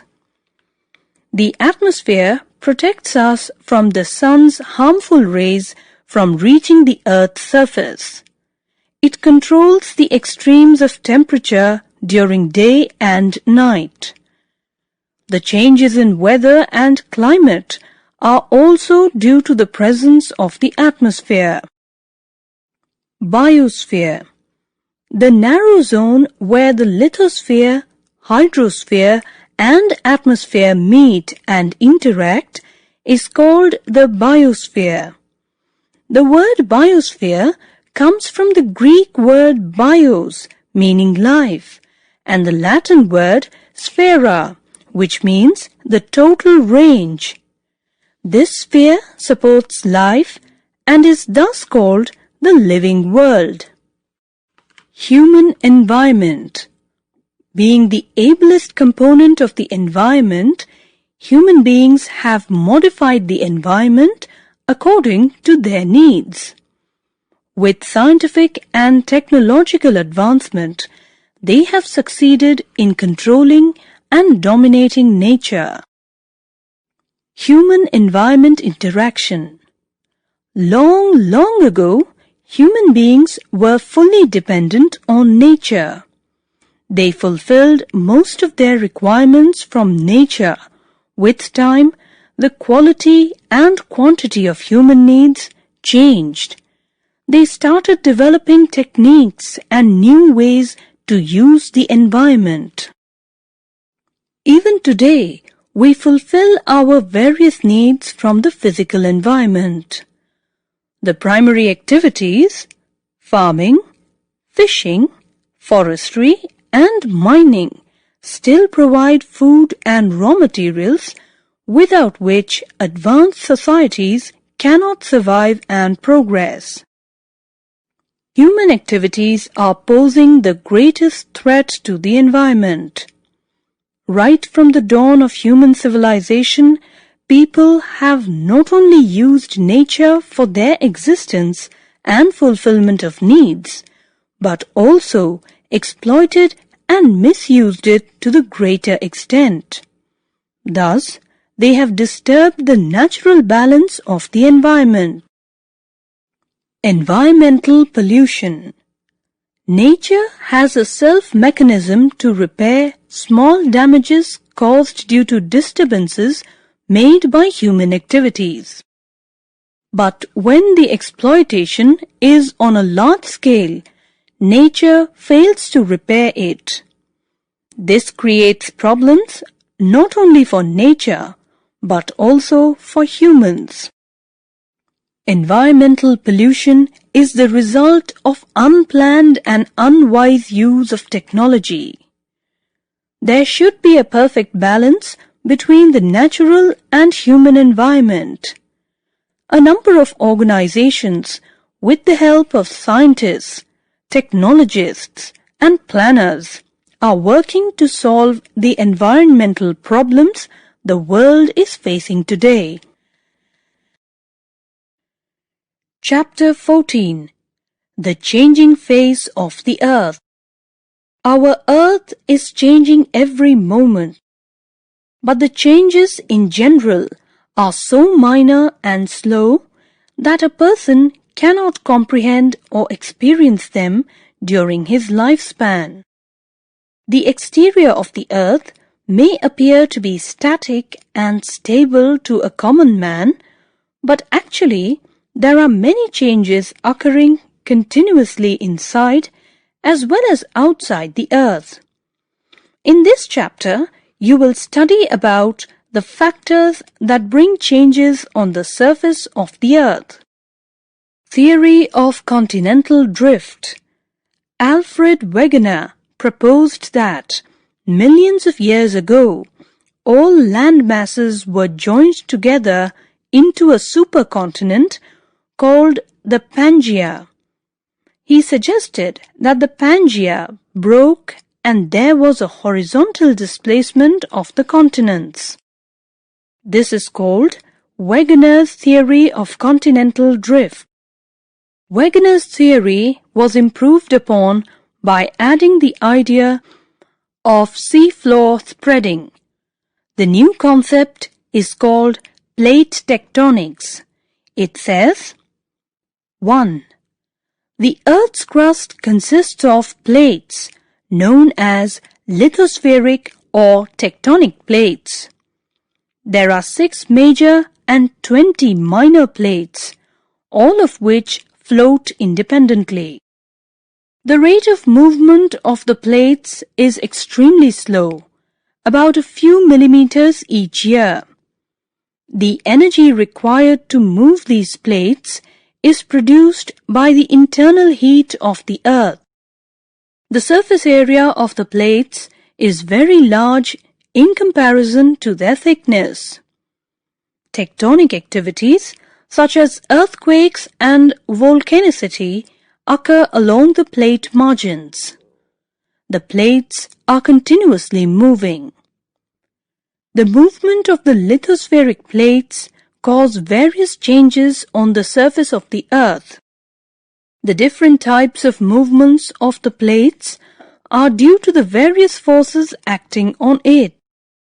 On the basis of their source of origin, these forces are divided into two broad categories. The forces which originate from within the earth are called endogenic forces. The forces which originate on the surface of the earth are called exogenic forces. Volcanoes. A volcano is an opening in the earth's crust through which molten rocks, ashes, gases and steam is thrown out on the earth's surface. The opening through which lava and other materials gush out is called the vent or shaft. The cup-shaped mouth of the shaft is called the crater. Sometimes the material from the interior of the earth is ejected to the surface through a long crack-like opening called fissure. Such a volcano is called a fissure volcano. Types of volcanoes. On the basis of the frequency of eruption, volcanoes are classified into three types. Active volcanoes. Active volcanoes erupt frequently and throw out lava, gases, ashes and rocks. These volcanoes are also called living volcanoes. Stromboli and Mount Etna in Italy are active volcanoes. Dormant volcanoes. Dormant volcanoes have become quiet after erupting. They do not show any indication of erupting in the near future. These volcanoes are also called sleeping volcanoes. Vesuvius in Italy is a dormant volcano. Extinct volcanoes. Extinct volcanoes have not erupted for hundreds of years. There is no possibility of any eruption in future. These volcanoes are also called dead volcanoes. Kilimanjaro in Africa and Rainier in USA are extinct volcanoes. Distribution of volcanoes. Most of the world's active volcanoes form a circular belt around the Pacific Ocean. That is why this belt is called the Pacific Ring of Fire. The second belt of volcanoes is found along the Mediterranean Sea and is called the Mid-World Mountain Belt. Earthquakes. The sudden, mild or violent shaking of a part of the earth is called an earthquake. It is generally accompanied by a rumbling sound and tremors. One of the major causes of earthquake is the movement of the tectonic plates. Sometimes the eruption of a volcano also shakes the ground in the nearby areas and causes an earthquake. The place of origin of an earthquake is called focus. The point on the Earth's surface, which is vertically above the focus, is called epicenter. Types of earthquake waves. On the basis of the mode of travel of the earthquake waves, earthquakes are classified into three main types. Primary waves. The primary waves or P waves or push waves are the first to arrive as they are the fastest. These waves usually travel at a speed of about 6 kilometers per second. Secondary waves. The secondary waves or S waves or shake waves are the next to arrive. Their rate of movement is less than that of the P waves. These waves produce a strong shaking action. Surface waves. The surface waves are the last to arrive and travel over the surface of the earth. These waves are very powerful and cause most of the damage. Distribution of earthquakes. Earthquakes can occur in any part of the world. However, they occur frequently in certain parts of the earth called earthquake belts. The main earthquake belts on earth are as under. Circum-Pacific Belt. The Circum-Pacific Belt includes the coastal margins of North America, South America, and East Asia. Mid-Continental Belt. The Alpine Mountains, Mediterranean Sea, Northern and Eastern Africa, and the Himalayas fall in the Mid-Continental Belt. Mid-Atlantic Ridge Belt. The Mid-Atlantic Ridge Belt includes the Mid-Atlantic Ridge and the adjoining islands. It records moderate earthquakes which are caused due to the moving of the lithospheric plates in opposite directions. Chapter 15. Major Landforms. You know that various landforms on the Earth's surface are formed by the various endogenic forces. On the other hand, exogenic forces tend to reduce the elevation of the existing landforms. Exogenic or external forces occur at a slow and steady pace. Hence, their effects mostly remain unnoticed. The exogenic forces carry out their work in two ways: weathering and erosion. Weathering. Weathering involves disintegration and decomposition of rocks. A number of factors and agents such as heat, cold, frost action, plants, animals, and chemical reactions help in weathering. This process does not involve the movement of broken rock materials. Erosion. Erosion is a process by which the broken rock materials are removed from the place of its origin and deposited elsewhere. Weathering is generally followed by erosion. The main agents of erosion are running water or river, sea waves, moving ice or glacier, and wind. River. A river is a body of flowing water. The place where the river originates is called its source. Henceforth, the river moves down the slope in valleys. Generally, the river falls into a large water body, such as a sea, ocean, or lake. The running water in the river carries out its work in three ways. 1. It erodes the rocks over which it flows. 2. It transports the eroded materials. 3. It deposits the materials which it has transported. The erosional work of the river results in the widening and deepening of the river valley. Such a valley is called a V-shaped valley.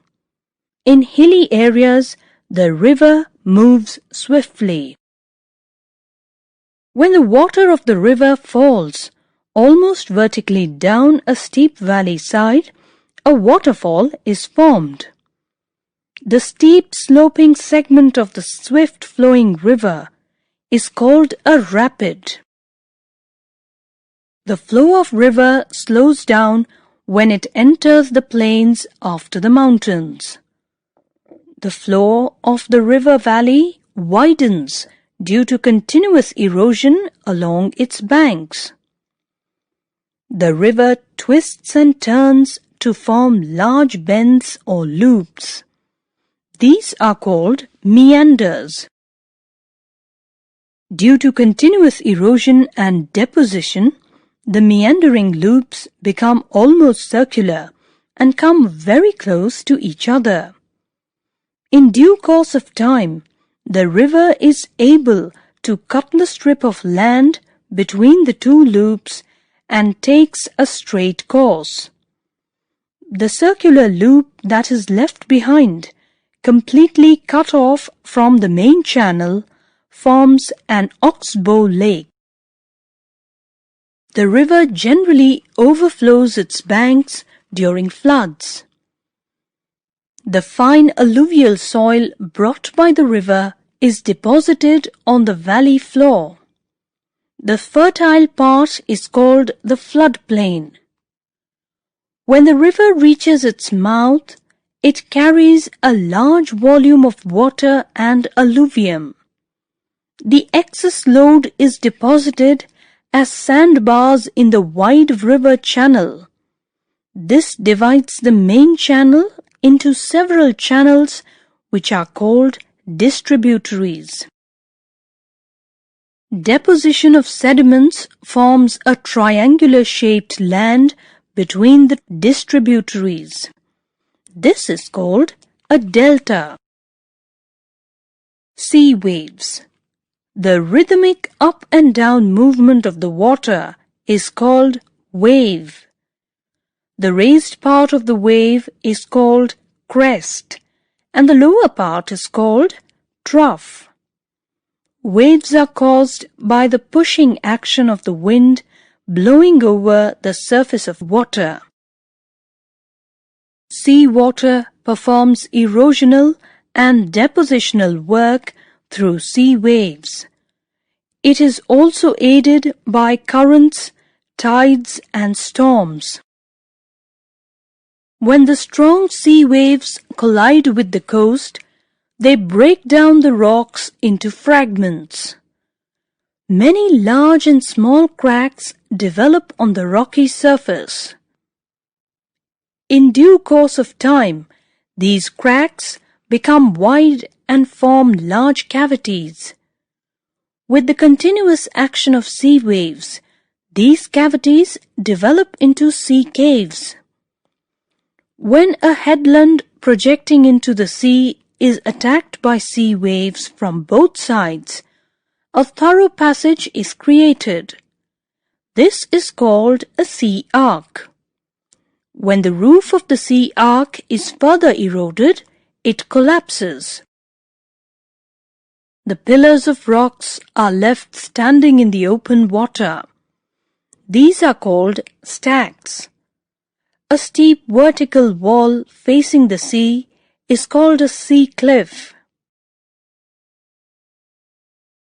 Glaciers.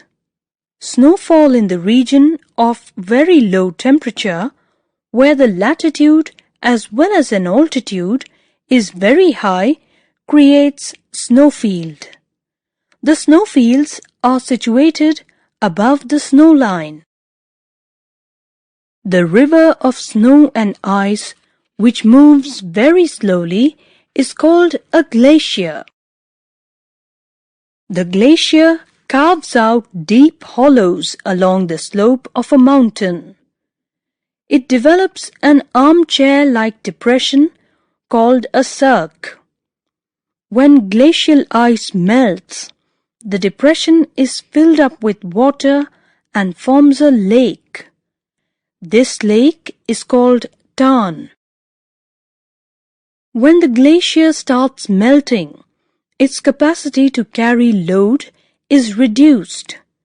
Thus, rock materials are deposited on the sides and floor of the valley. These deposits form glacial moraines. Wind. The effect of wind is great in the deserts as an agent of erosion. A strong wind carries with it a large amount of sand, dust particles, and gravel. These loose materials act as a tool in eroding the rocks. The work of the wind is limited to a few meters above the ground. The wind erodes the lower part of the rock more than the upper part.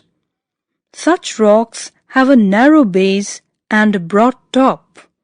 They are called mushroom rocks. Wind starts depositional work when its speed declines or some obstruction like trees, bushes, forest, buildings, etc. come in its way. The fine dust particles deposited extensively is known as loess. The coarse particles are deposited in the form of hillocks known as sand dunes. Chapter 16. Composition and Structure of the Atmosphere. The thick layer of air surrounding the Earth is referred to as atmosphere. Atmosphere plays a vital role in the sustenance of life on the Earth. It provides us certain gases such as oxygen and carbon dioxide, which are necessary for human beings and plants, respectively. We take in oxygen and give out carbon dioxide during respiration. Plants need carbon dioxide for making food. Atmosphere also protects us from the sun. Thus, without atmosphere, there would be no life on the Earth. The exact thickness of atmosphere is unknown, as there is no sharp boundary between the atmosphere and outer space. It is estimated that the upper limit of the atmosphere is at a height of about 10,000 kilometers from the mean sea level. Composition of the atmosphere. The main features of the composition of atmosphere are as follows. 1.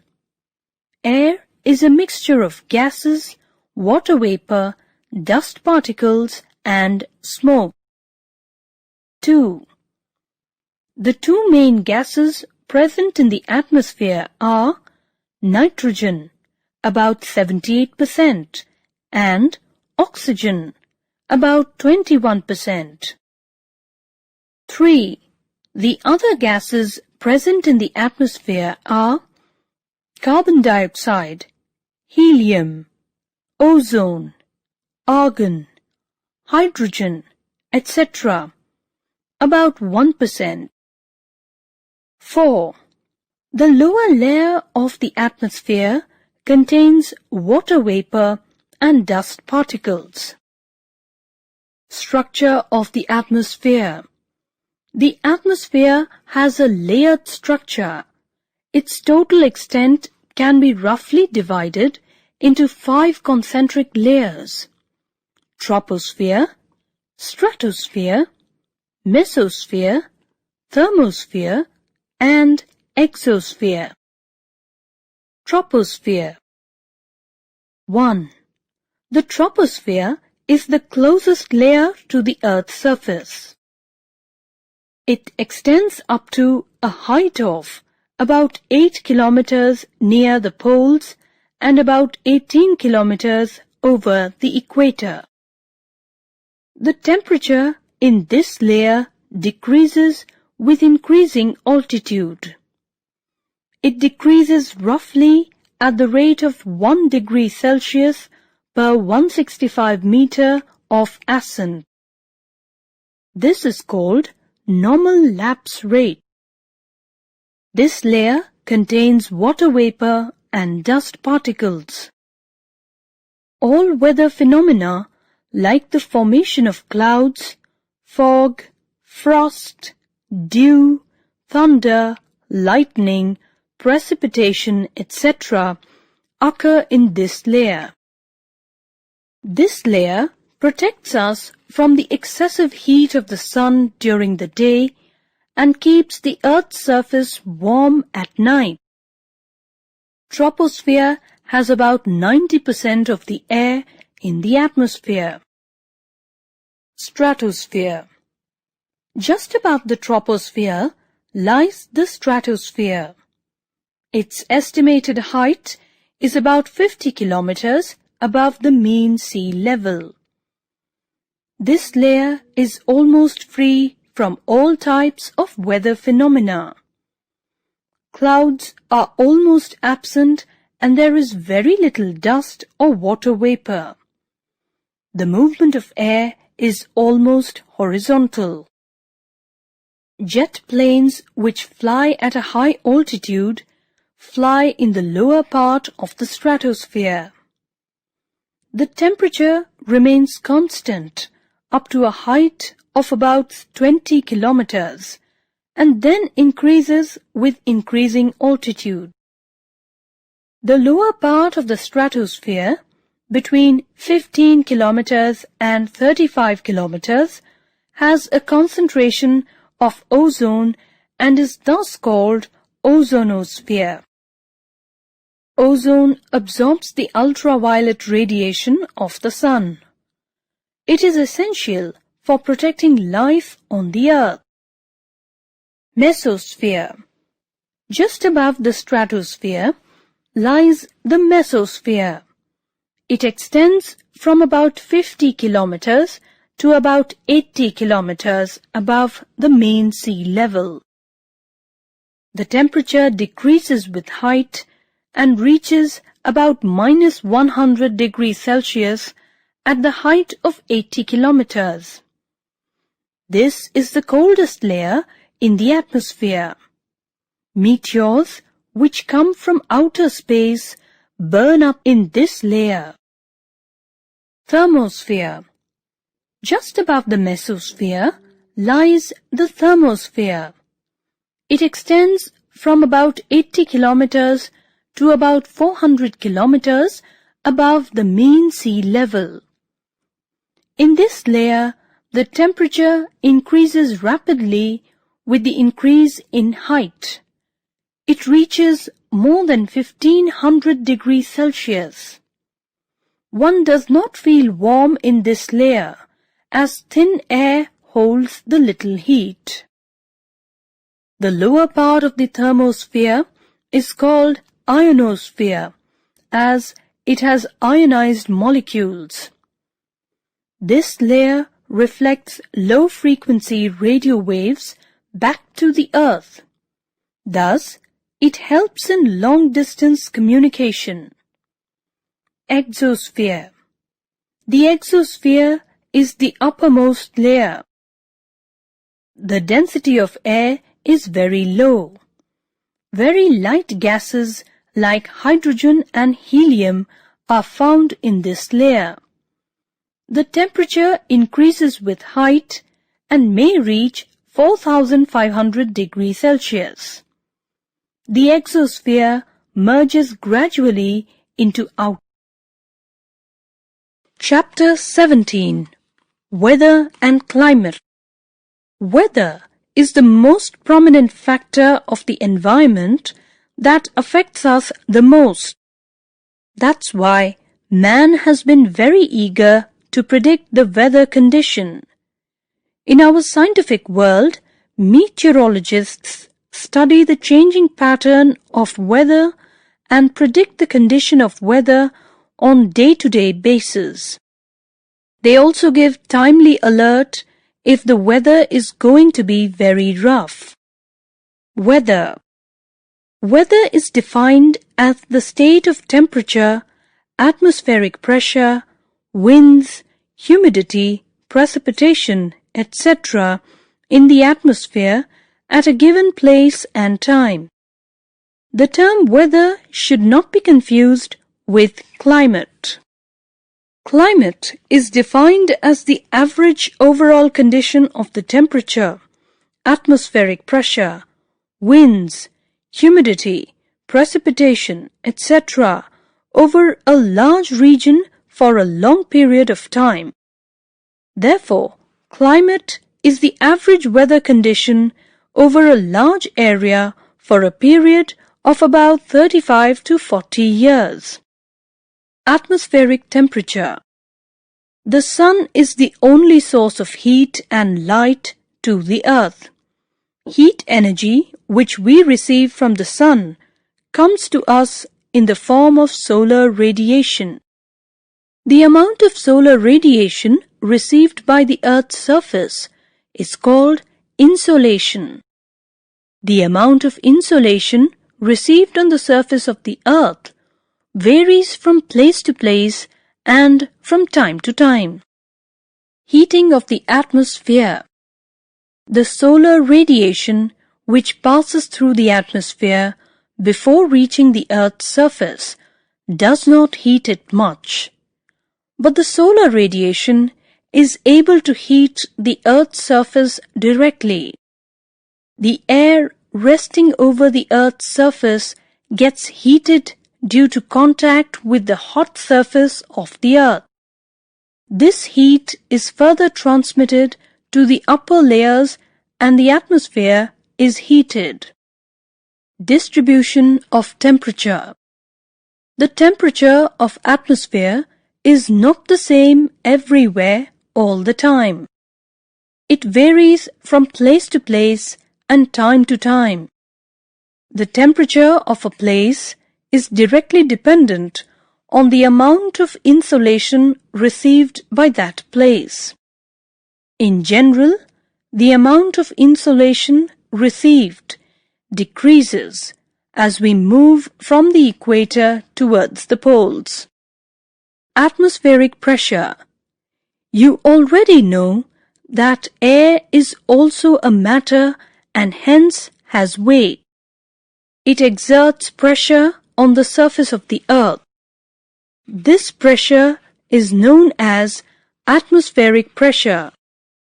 The weight of an air column standing over 1 square centimeter area of the Earth is more than 1 kg. The weight of the air column is maximum at the mean sea level. The instrument used to measure atmospheric pressure is called barometer. The normal atmospheric pressure at sea level is about 76 centimeter of the mercury column in the barometer. Millibar or MB is the unit for measuring atmospheric pressure.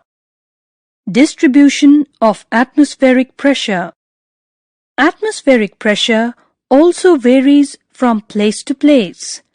Atmospheric pressure is highest at the sea level, but on the mountains, the thickness and density of air column is less, and hence the atmospheric pressure is also less. Atmospheric pressure differs from place to place, just due to unequal heating of the atmosphere. Normally, the atmospheric pressure should increase from the equator towards the poles, but it is not so. At some places, it is modified by the Earth's rotation. There are 7 major pressure belts on the Earth, and these are not continuous. Winds. Moving air is called wind. It moves from high pressure region to low pressure region. The vertical movement of air is called air current.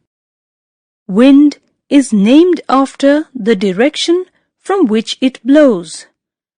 If the wind blows from the western side, it is called west wind. The speed of the wind also varies greatly. If there is a quick change in atmospheric pressure, it causes the wind to blow fast, and vice versa. The instrument used to know the direction of wind is called wind vane. The speed of the wind is measured with an anemometer. Planetary winds.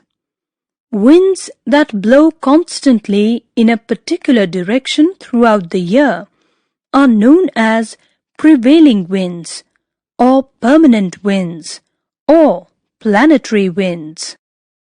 The main types of planetary winds are the trade winds, the westerlies, and the polar winds. Periodic winds. Some winds change their direction periodically. These winds blow in a definite direction during a particular period of the day or year. Such winds are called periodic winds. The main types of periodic winds are the monsoon winds and land and sea breezes.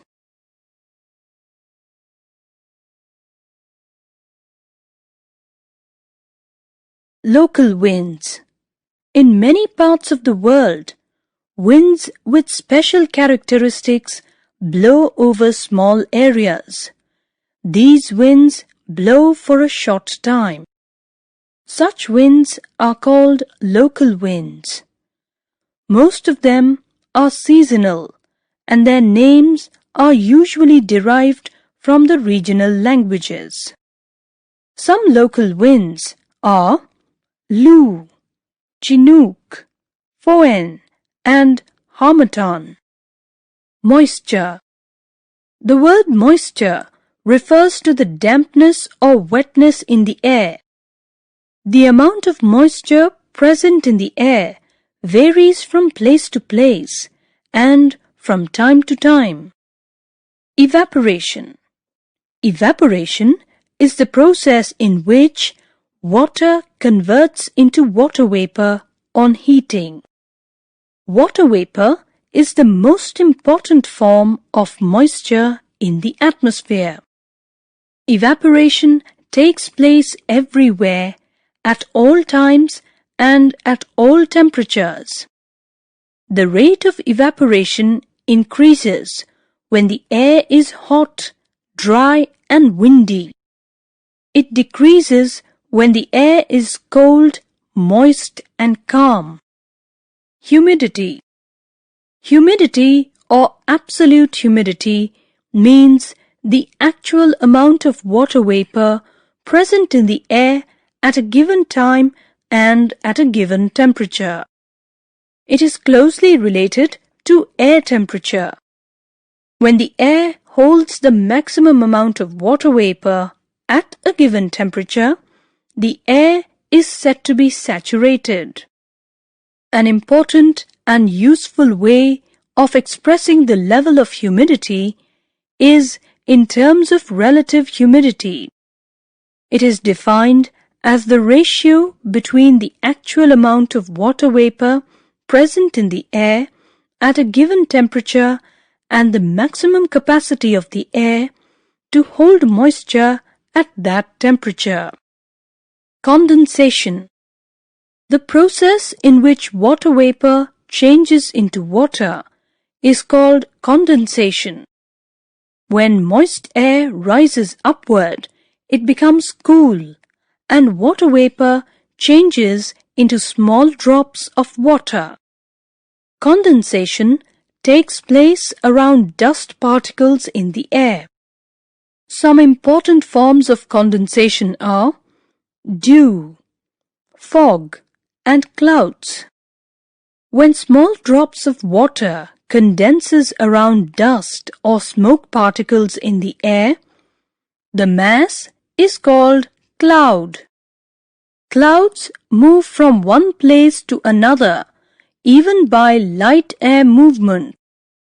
Depending upon their shape and the height at which they are formed, there are three types of clouds. These are cirrus, cumulus, and stratus. Precipitation. Precipitation is the process by which condensed water vapor falls on the earth in the form of rain, snowfall, hail, etc. Chapter 18. Water and its movement. Water covers about 71% of the Earth's surface. This is the reason that it appears blue from the space. Water is found in oceans, seas, bays, gulfs, lakes, rivers, ponds, etc. These water bodies are together called hydrosphere. Most of the water present on the earth, about 97%, is present in the seas and oceans. In this chapter, you will study about water cycle and important features of the ocean water. Distribution of water bodies. The northern hemisphere has more land than water, while the southern hemisphere is almost a water hemisphere. Oceans are very large water bodies. There are 4 major oceans: Pacific, Atlantic, Indian, and Arctic. There is another large water body around Antarctica. It is called the Southern Ocean or the Antarctic Ocean. The Pacific Ocean is the largest water body. Temperature of ocean water. The water of ocean is heated by the sun. The temperature of the surface water in the oceans is not the same everywhere. In general, water is warmer near the equator. The temperature decreases towards the polar region. The average temperature near the equator is about 26 degrees Celsius. The highest temperatures are recorded in enclosed tropical seas. The temperature also decreases with depth. Salinity of ocean water. The presence of dissolved salt in the ocean water makes its water saline. Most of it is sodium chloride or common salt. These salts and minerals get added to the seas and oceans by the rivers which flow into them. The rivers, through their journey from mountains to plains, erode the surface of the rocks over which they flow. Thus, they carry the eroded salts and minerals of the rocks with them and ultimately deposit them into the seas and oceans which they join. Circulation of ocean water. Ocean water is always in motion. It moves horizontally as well as vertically. The movement of ocean water takes place in 3 different ways: waves, tides, and ocean currents.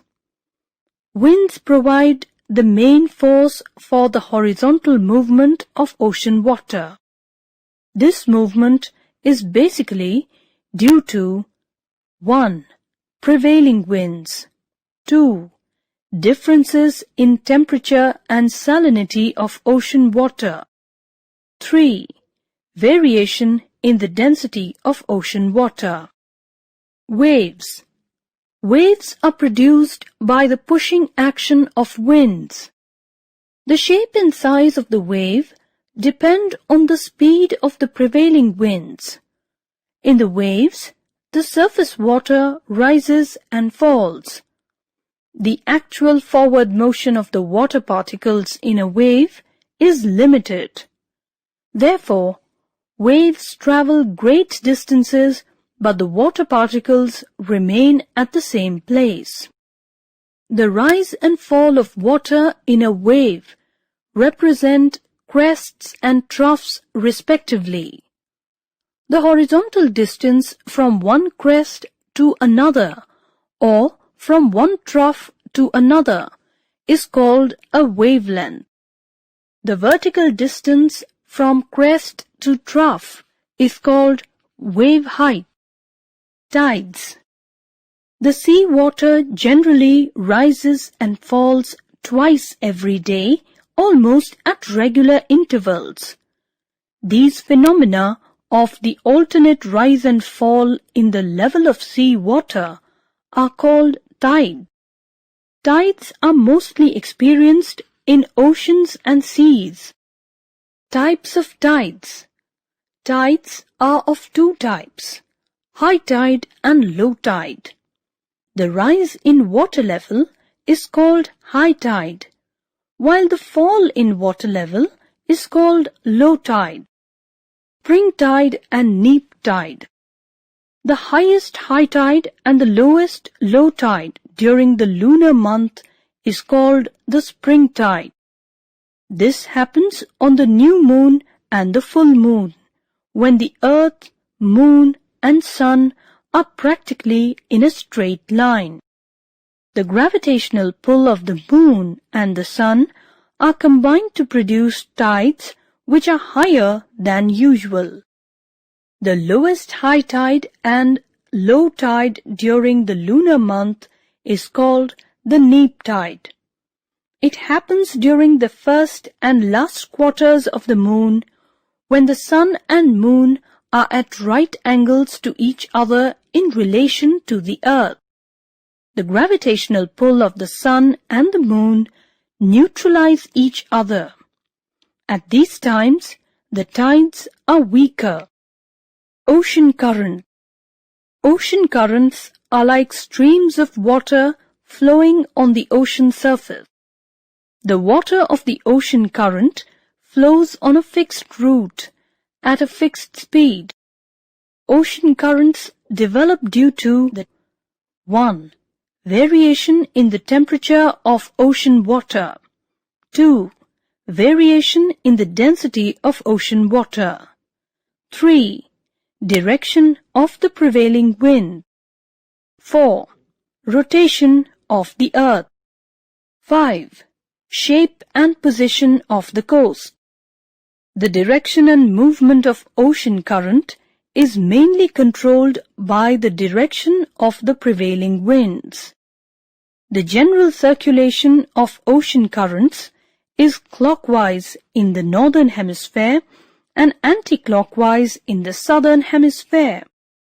Ocean currents can be classified into two types: warm currents and cold currents on the basis of temperature. The difference in temperature between warm and cold currents is only a few degrees. Warm currents flow from the equatorial region towards the polar regions, while cold currents flow from the polar regions towards the equatorial region. Chapter 20. Human Settlement. The early human beings lived in caves, ate raw food, and wore clothes made of leaves or animal skin. They led a nomadic life and moved from one place to another in search of food and shelter. After the invention of agriculture, human beings began to lead a settled life. In this way, the first settlement came into being. Along with that, life started changing. With time, several human activities evolved, and human beings began to build homes, develop means of transport and communication, and discover new ideas of livelihood. What is a settlement? A cluster of houses form a settlement. A cluster may have a few huts or a number of big houses. Generally, settlements are classified into rural and urban. This is based on the primary functions of the settlements. Rural settlements.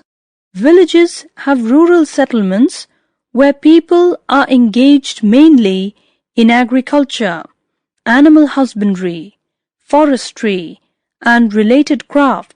The surrounding agricultural land is also part of the village. Villages are also found in coastal areas, where fishing is the main occupation. There are a few houses in a rural settlement. The people also have limited wants. This includes a market, school, post office, primary health center, etc.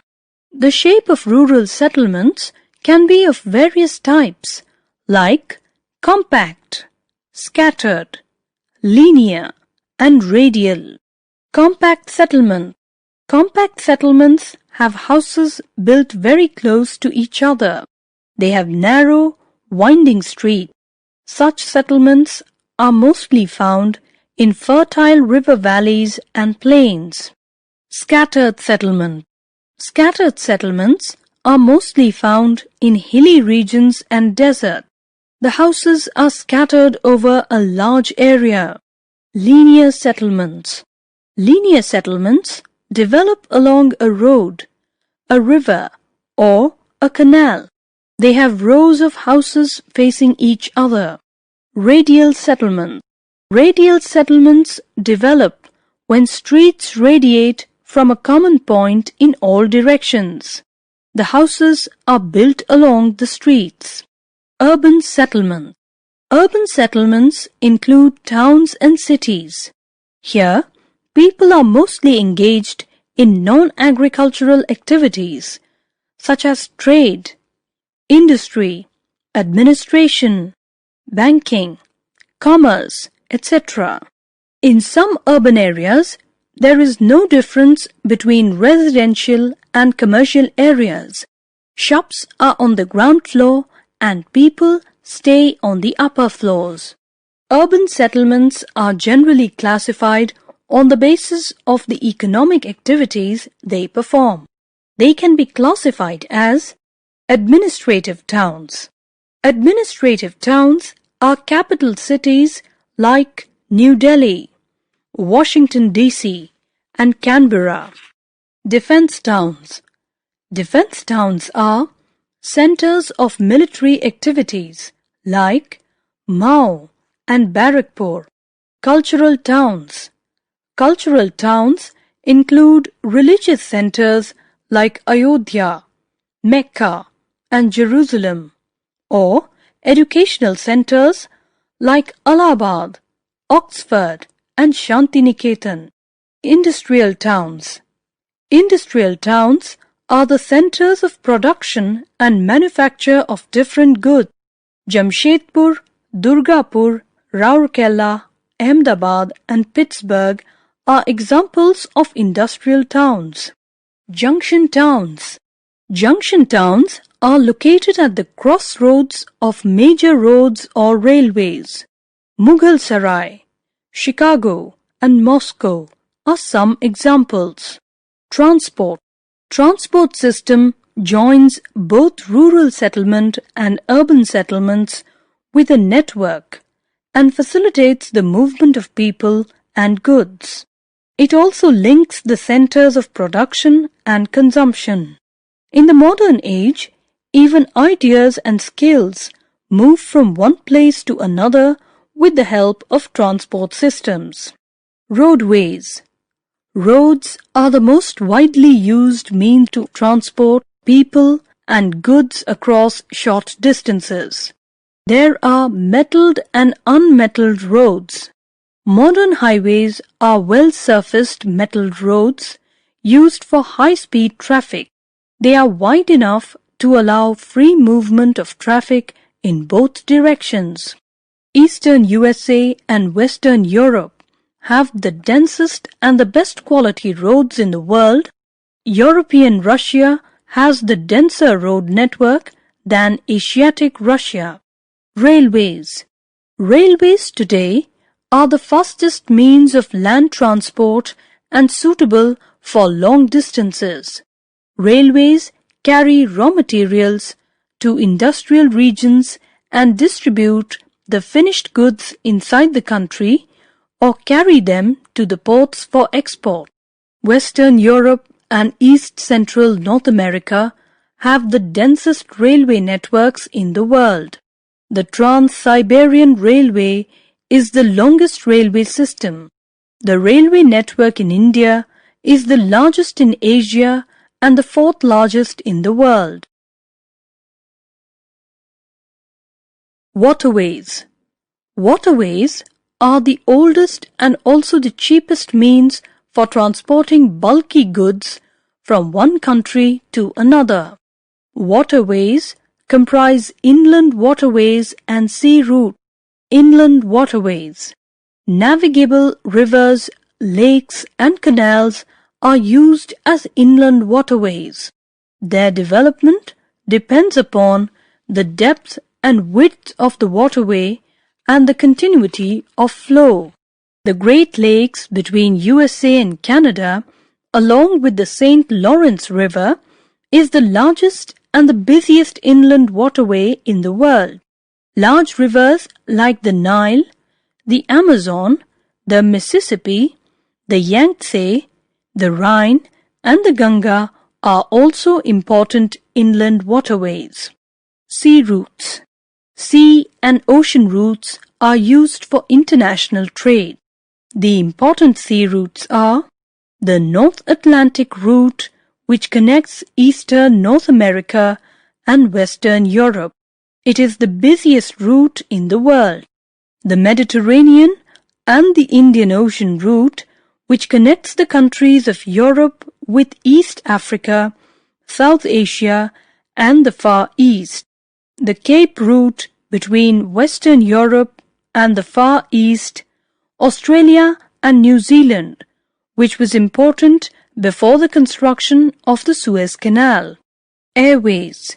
Airways have various advantages over all other means of transport. However, due to high freight, traveling by air is still not very popular. Sometimes rough weather also raises obstacles in air traffic.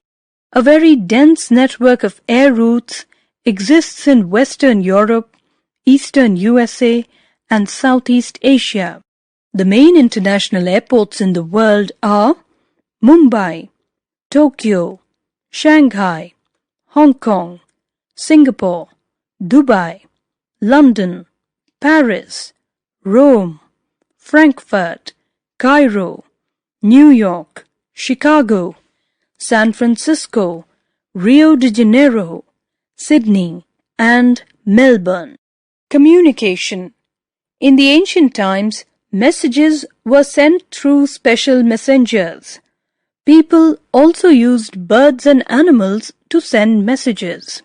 The invention of the printing press made it possible to print books, magazines, and newspapers on a large scale. The invention of radio and television introduced a wireless medium in communication. It also made communication with millions of people possible at the same time. Thus, they are called means of mass communication. The introduction of the telegraph, cablegram, telephone, and radar have created an efficient system of communication. Satellites have made communication easier and faster.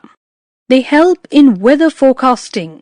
The development of fax, electronic mails, or emails through the Internet and cellular phones have enhanced the speed of communication. Chapter 21. The Tropical and Subtropical Regions. Climate, vegetation, wildlife, and relief features vary from place to place. Since these factors influence the life of human beings to a great extent, the life of people also varies from place to place. Though the basic needs of all are the same, yet how those needs are met may be different. Life of people in deserts might be different from that of people in tropical and subtropical areas. The tropical region extends between 10 degrees north and 10 degrees south. The subtropical region extends from 10 degrees to 30 degrees north and south latitude. The Amazon River flows through the tropical region and has formed the Amazon Basin in South America. The Ganga and the Brahmaputra rivers flow through the subtropical Brahmaputra Basin in the Indian subcontinent. Therefore, these two regions have a different physical environment and economic activities. The Amazon Basin. The Amazon Basin is mostly located in Brazil, between the Guinea Highland in the north and the Brazilian Highland in the south. Amazon is the most important river in South America. It is the second longest river in the world, 6,280 kilometers, and the largest, in terms of volume of water it discharges. The Amazon River originates in the Andes Mountains and drains into the Atlantic Ocean. The Amazon River flows eastwards, and on its way it is joined by more than 1,000 known tributaries. The river, along with its tributaries, forms the largest river basin in the world. The vast alluvial plain of the Amazon basin has been formed by the sediments brought by the Amazon River and its tributaries. This drainage basin covers half of Brazil and parts of Bolivia, Ecuador, Peru, Colombia, and Venezuela. Climate. The Amazon basin has an equatorial type of climate. This type of climate is characterized by hot and wet conditions throughout the year. The temperature is mostly high. Annual rainfall is about 250 centimeters and it is well distributed throughout the year. There is no dry season. Convectional type of rainfall is common in this region. Vegetation and wildlife. The hot and humid climate in the Amazon basin is suitable for the rich growth of natural vegetation. The forests found here are the largest and thickest in the world. These are called the evergreen equatorial forests. These forests are also known as selva in South America. Ebony, rubber, palm, and cane are some important trees found in the Amazon. There is a wide variety of wildlife in the Amazon basin. There are mammals such as monkeys, jaguars, tapir, pumas, anteaters, sloths, armadillos, etc. A large variety of birds such as toucans, hummingbirds, and many with brilliantly colored plumages are found here. Many species of reptiles and snakes also live in these forests. People and their occupation. People living in the forests are mainly tribes and still lead a primitive way of life. They obtain food by hunting, gathering, and fishing. Some forested areas have been cleared by the slash and burn method to prepare land for farming. Shifting agriculture is widely practiced by the tribe. Some advanced tribes live in small villages and build their huts on stilts to protect themselves from the flood waters. They clear patches of the forests where women grow bananas, pineapples, yams, and maniac. The main cash crops produced are coffee, sugarcane, cocoa, and maize. This sparsely populated region has small and scattered settlements. Most of the houses in these settlements are made of wood. A few small towns have developed along the river bank. The tribal people are migrating to these towns in search of work. The Ganga-Brahmaputra Basin. The Ganga-Brahmaputra Basin is located to the south of Himalayas. It extends from the Sutlej River in the west to the Brahmaputra River in the east. The Ganga-Brahmaputra Basin includes the plains of the Ganga and Brahmaputra rivers, the Himalayas, and the Sundarban Delta. The Ganga-Brahmaputra Basin is made up of alluvium brought by the Ganga and Brahmaputra rivers and their numerous tributaries.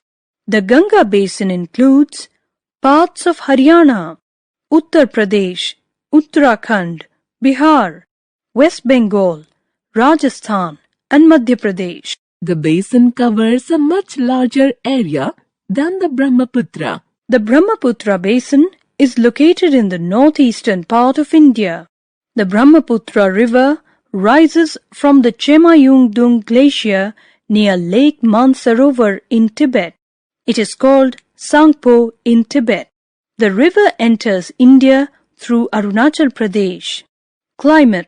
The Ganga-Brahmaputra basin has monsoon type of climate.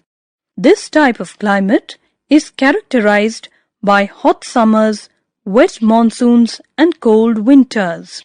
The amount of rainfall decreases from east to west. Tropical deciduous forests are widely found in the Ganga-Brahmaputra basin. These forests yield valuable timber.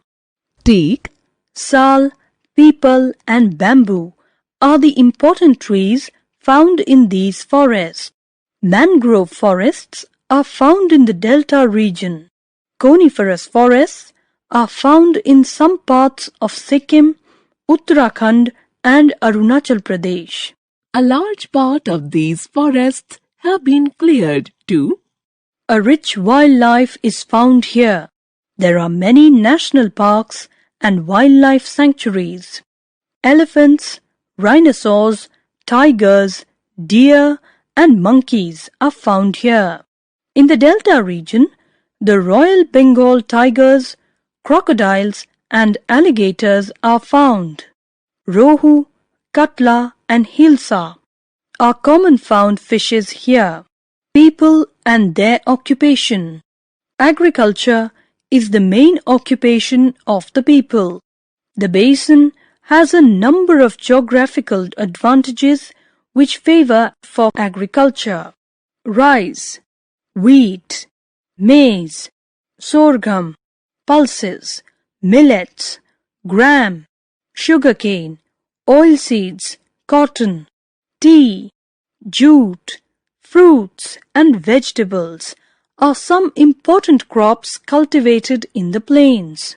Tea is mostly grown in plantations in Assam and West Bengal. Silkworms are reared in parts of Bihar, West Bengal and Assam. Cotton, jute, silk, sugarcane and oilseeds provide the basic raw materials for the textile, sugar and edible oil industries. The cultivation of food crops has priority over cash crop. People are mostly village dwellers in the Ganga-Brahmaputra basin. In the rural areas, apart from agriculture, many cottage and small-scale industries have also developed. A number of cities with a population of more than 10 lakhs have developed along the banks of the rivers. Some of them are Allahabad, Kanpur, Varanasi, Patna, Kolkata and Guwahati.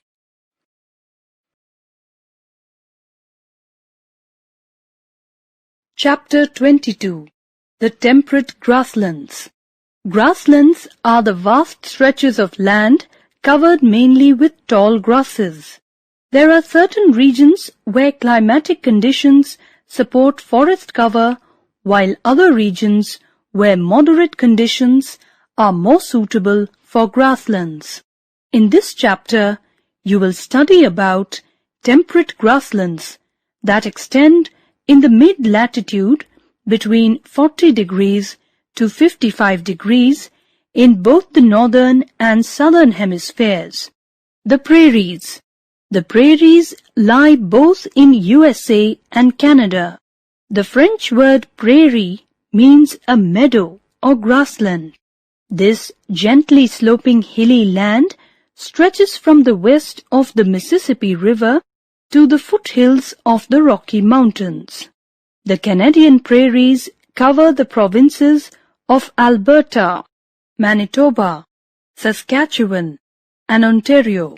In USA, the prairie extends over the states of North Dakota, South Dakota, Minnesota, Wisconsin, Nebraska, and Iowa.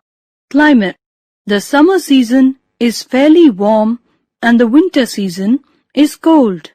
The northern part is open to the cold polar wind. Thus, the winter temperature falls below the freezing point.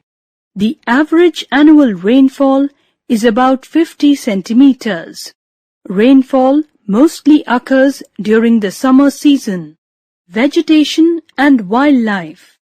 Grasses are the main vegetation found in the prairies. They are dependent on rainfall during the growing season as the shallow roots cannot reach groundwater.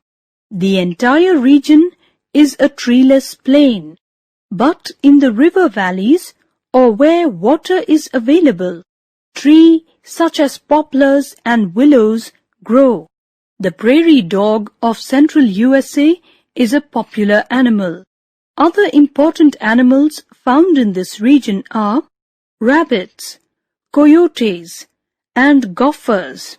People and their occupation. Agriculture is the main occupation in the prairies.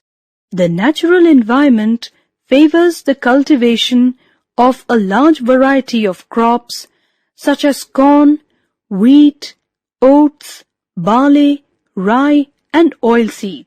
Wheat is the most important crop. Wheat farms in the prairies are very large, about 1,000 hectares. Agriculture is highly extensive and mechanized.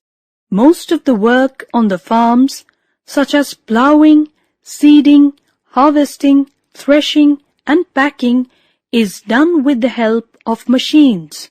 The farm is managed by the farmer and his family. There is a good network of roads and rail lines here. Railways are required to transport farm products to the consuming centers and the port towns. The Wells are located in South Africa. The country lies at the southern tip of Africa.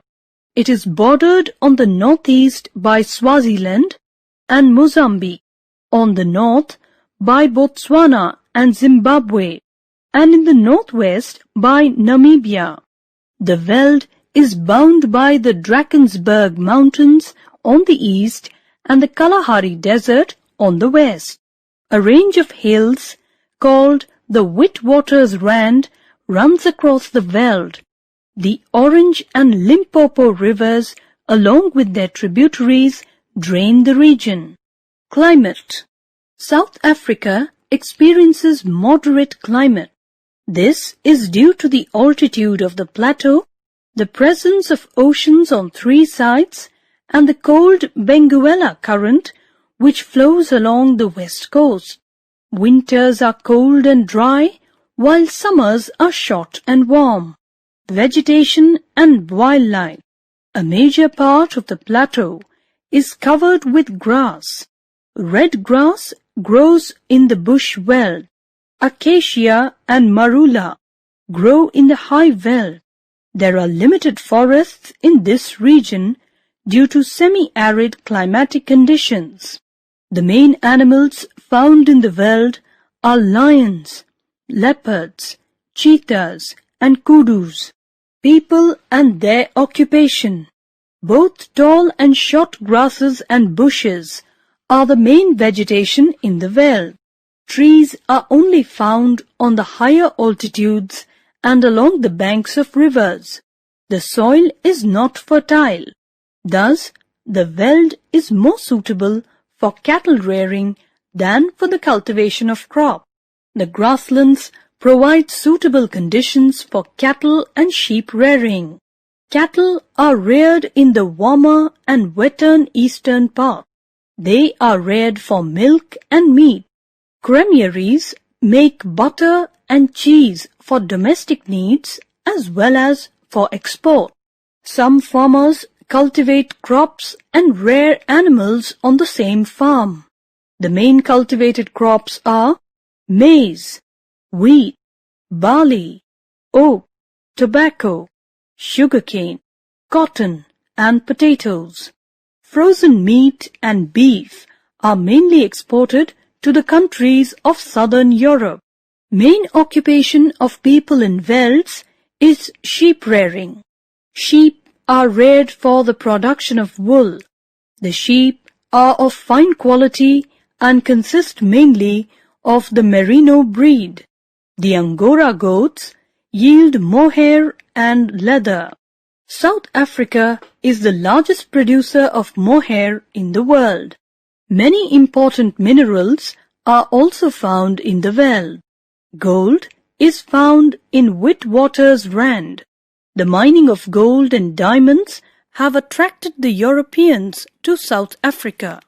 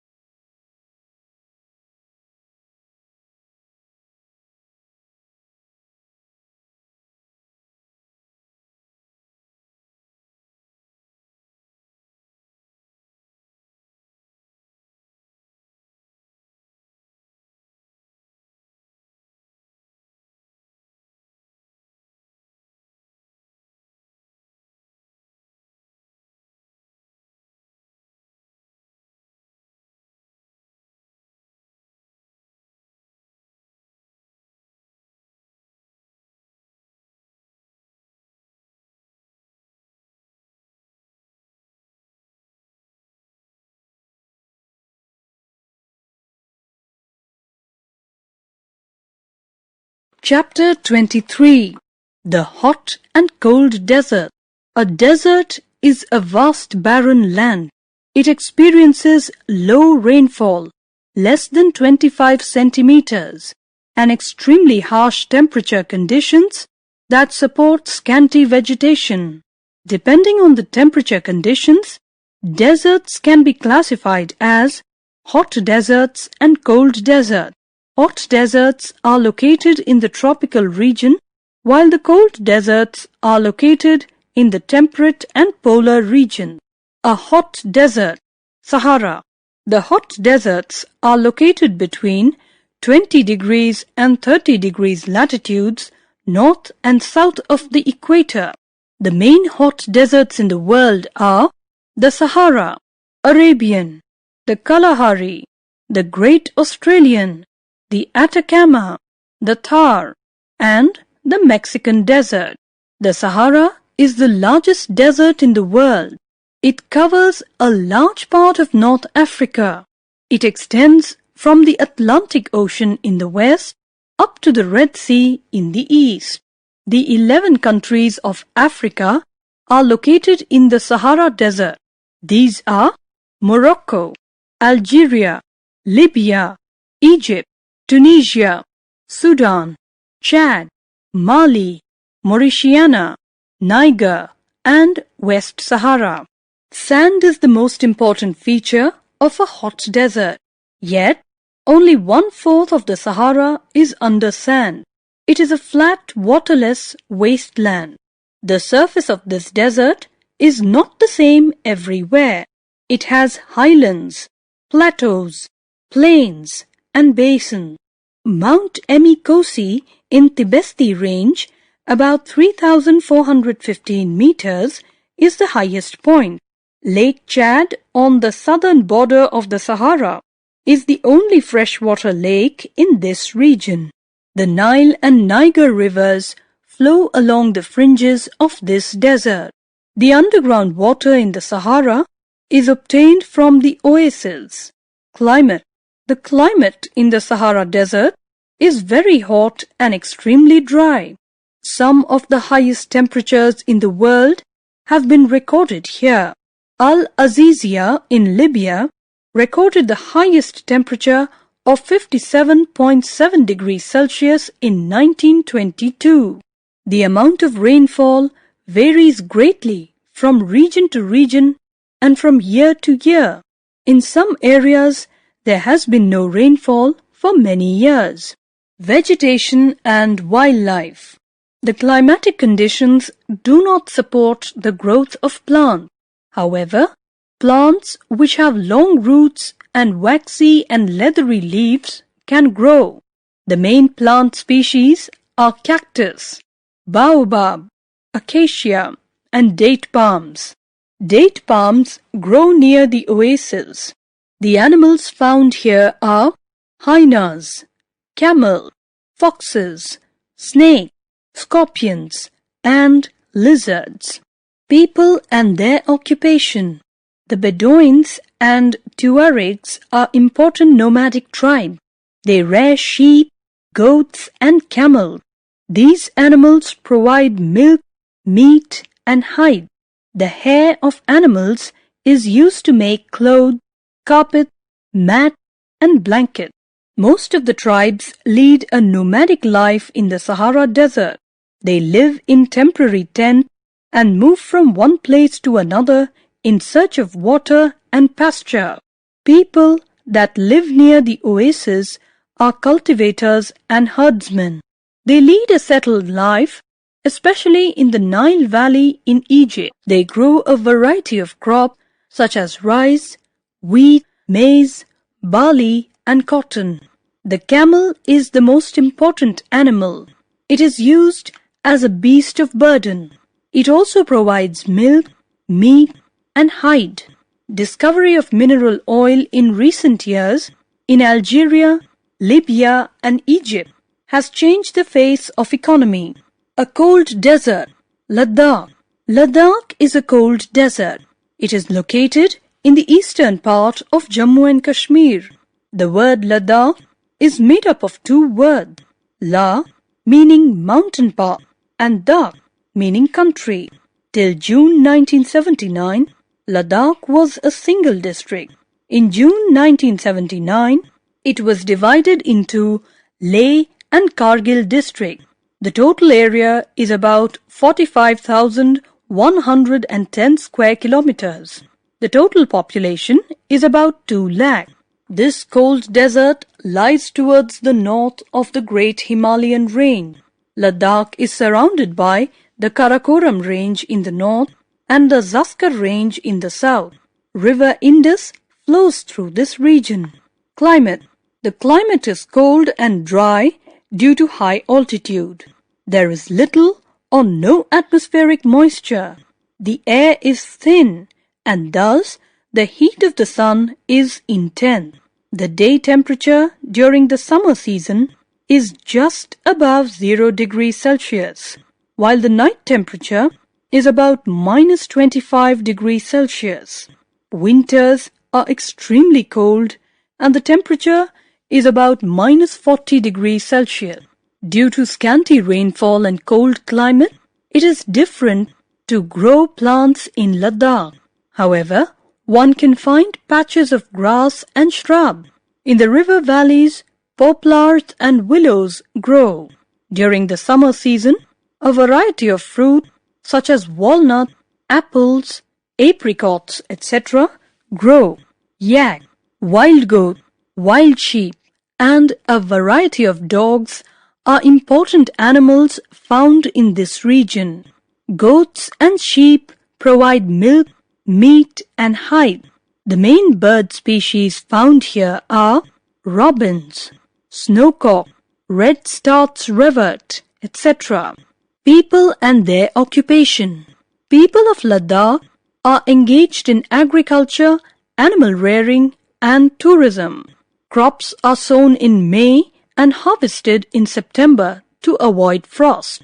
Wheat is the main crop up to an altitude of 3,000 meters above the sea level. Barley is also widely grown and is an important crop.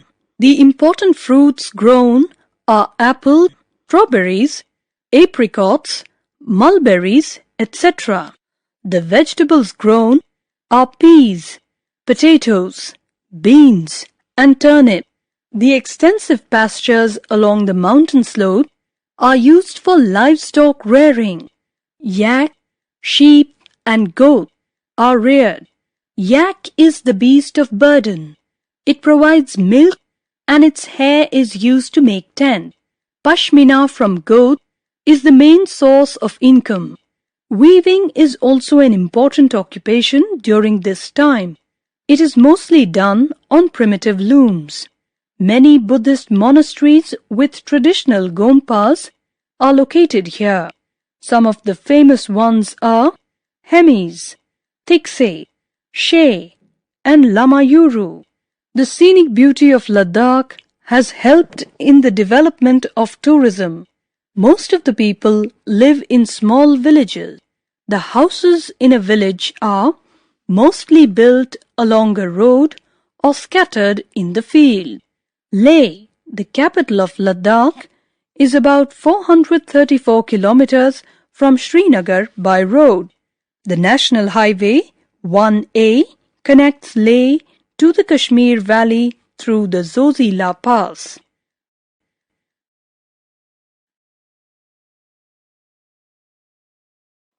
Chapter 24. Democracy. A government is a body that runs a state or a country. It makes laws and implements them throughout the country. Therefore, a government is important for a country to take decision on behalf of the people and act accordingly for the progress and prosperity of the country. Forms of government. Absolute monarchy is one of the oldest forms of government. An absolute monarchy means the rule by a king or queen.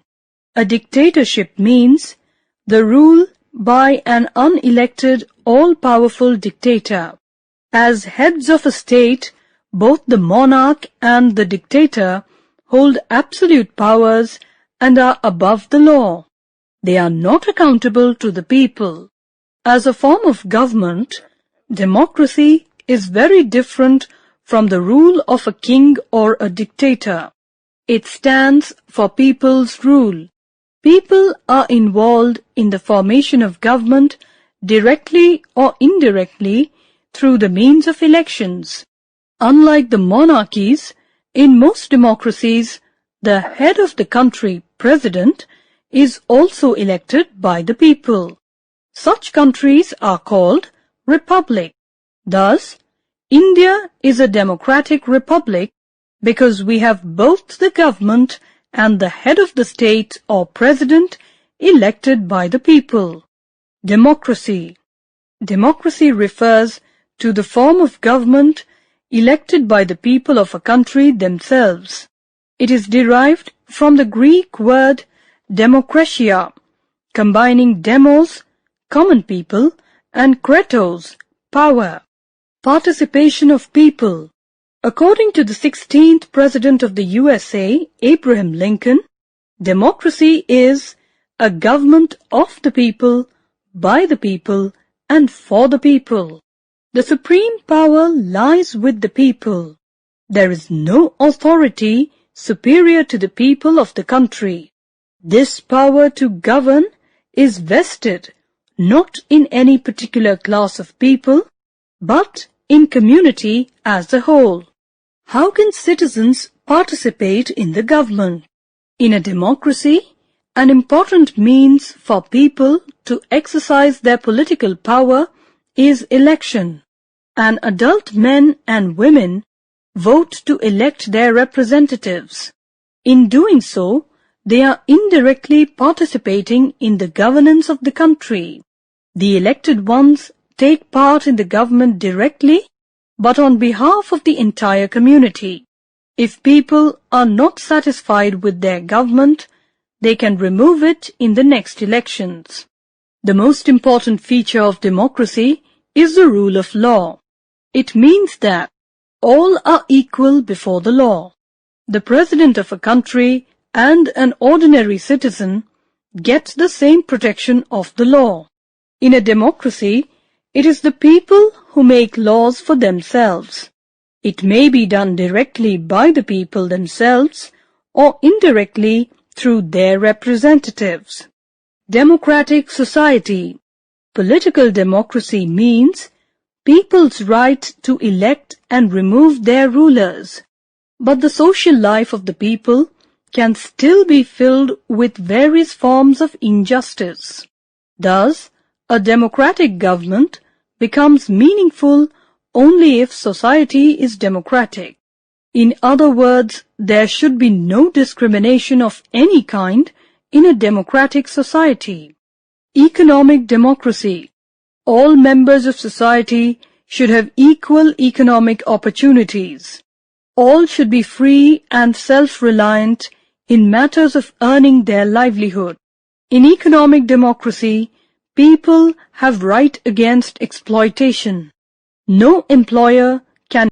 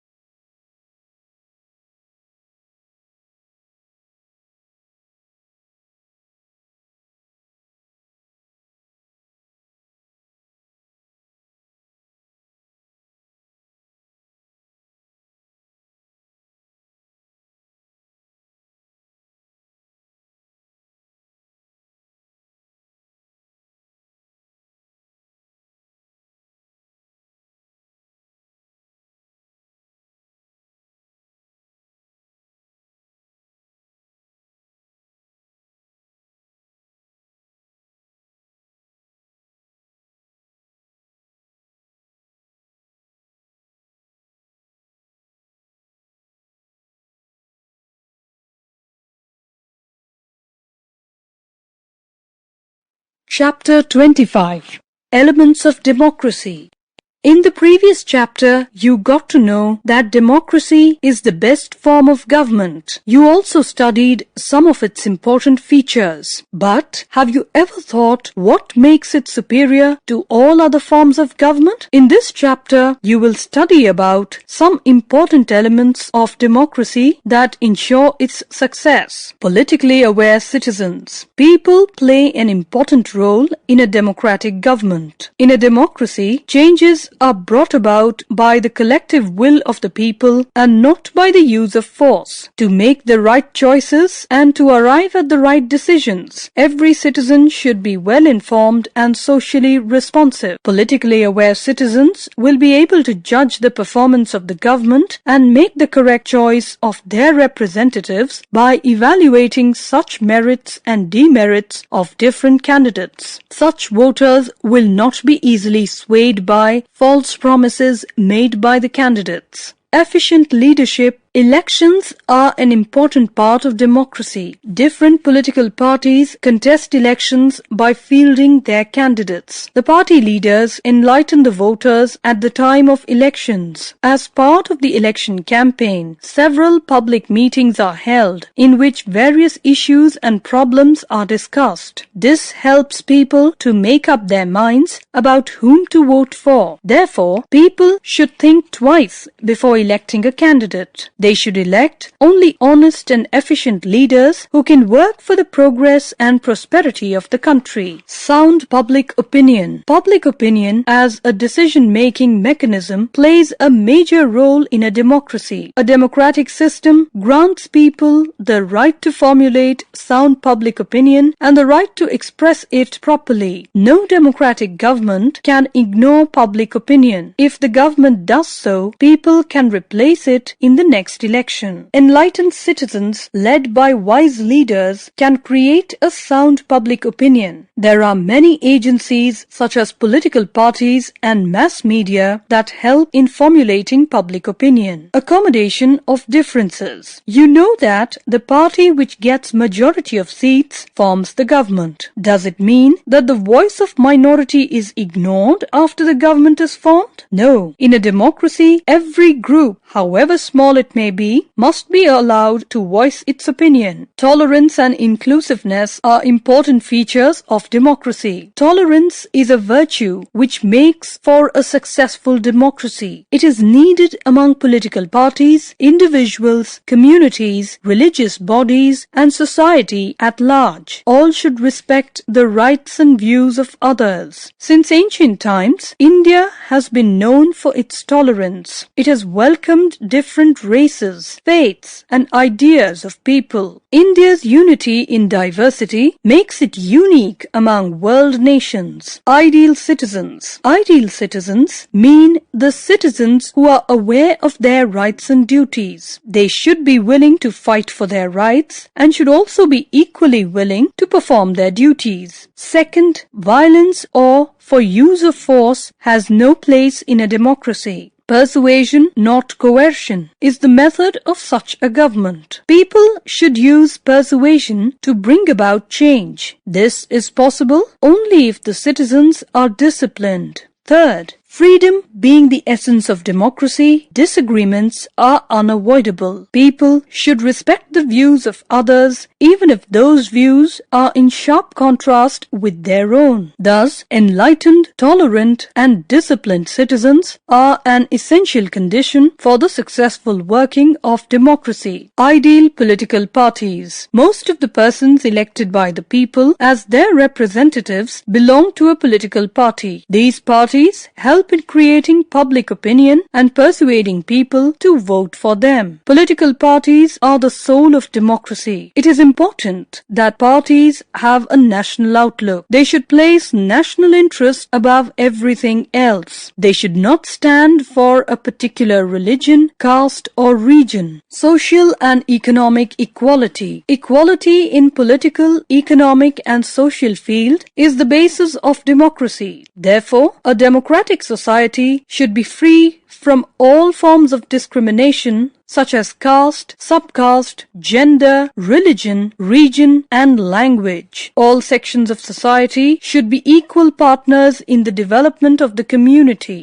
Fighting for equality. Economic and social equality is key in a democracy, and it can only be realized if all citizens have adequate resources to support themselves and their families, and no citizen is discriminated against for any reason. The Constitution has not only guaranteed equality to all Indian citizens, it has also served as the basis on which many people and communities in India have demanded equality and launched struggles to achieve it. Dr. B.R. Ambedkar, the architect of our Constitution, himself launched a strong movement for equality of Dalits who had suffered greatly due to the practice of untouchability. Dr. Ambedkar urged people to work towards a society where all people were respected and treated with dignity.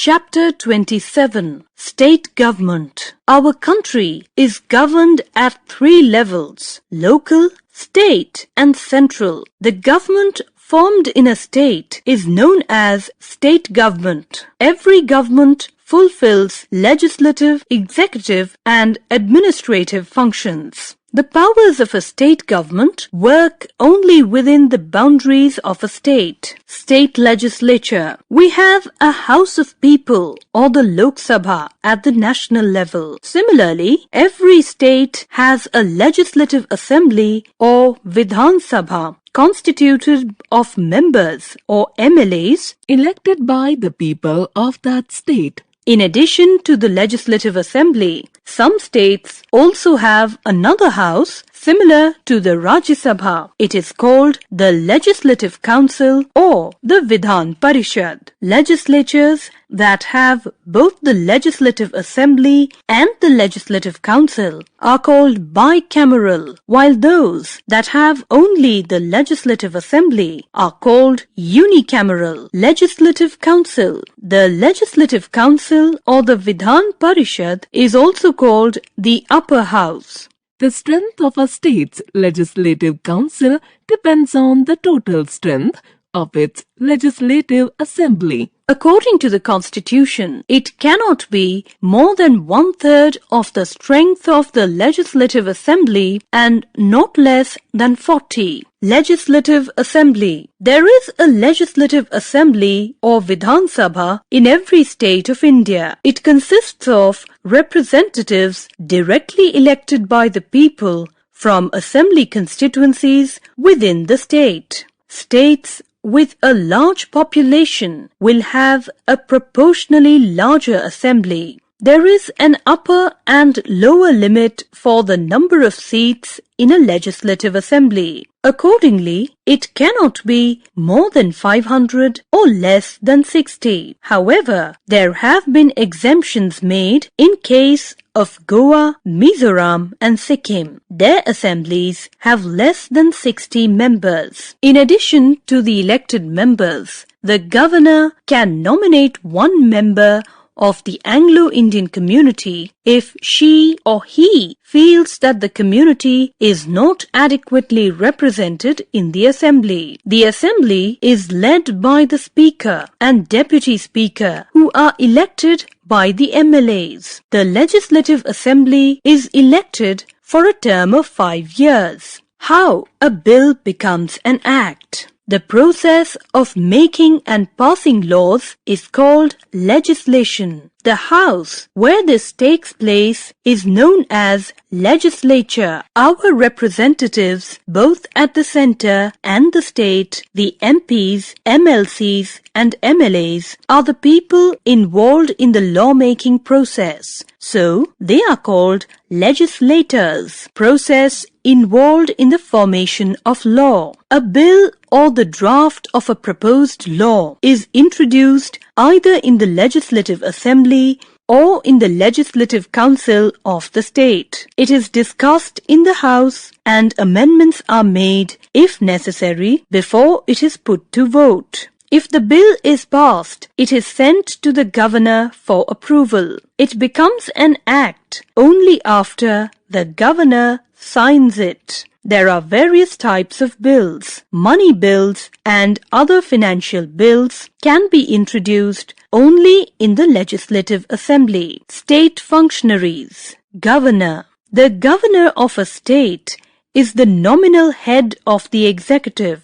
She or he is appointed by the president and holds office for a term of 5 years. However, a governor can be removed by the president at any time. The term can be extended as well. Qualifications. A person must be a citizen of India and at least 35 years of age. She or he cannot be a member of parliament or state legislature or hold any salaried government post. Functions. The governor appoints the chief minister and other ministers, the chairperson and members of the State Public Service Commission and the Advocate General. The first session of the state legislature opens with the governor's address. The governor's consent is essential on all bills passed by the state legislature. If needed, the government can hold back a bill and send it for the president's consideration. The governor also possesses certain discretionary powers. She or he can make some decisions without consulting the Council of Ministers. If the ruling government has lost the confidence of the Legislative Assembly or the government machinery has broken down, the governor can recommend president's rule in the state. Chief Minister. All the executive powers are vested in the governor. He exercises these powers with the aid and advice of the Council of Ministers headed by the Chief Minister. After the general elections to the Assembly, the governor invites the leader of the party that has won a majority of seats in the House to form the government. The other parties form the opposition. If there is no clear majority, a group of parties may come together to form a coalition government. The leader they choose is sworn in as the Chief Minister.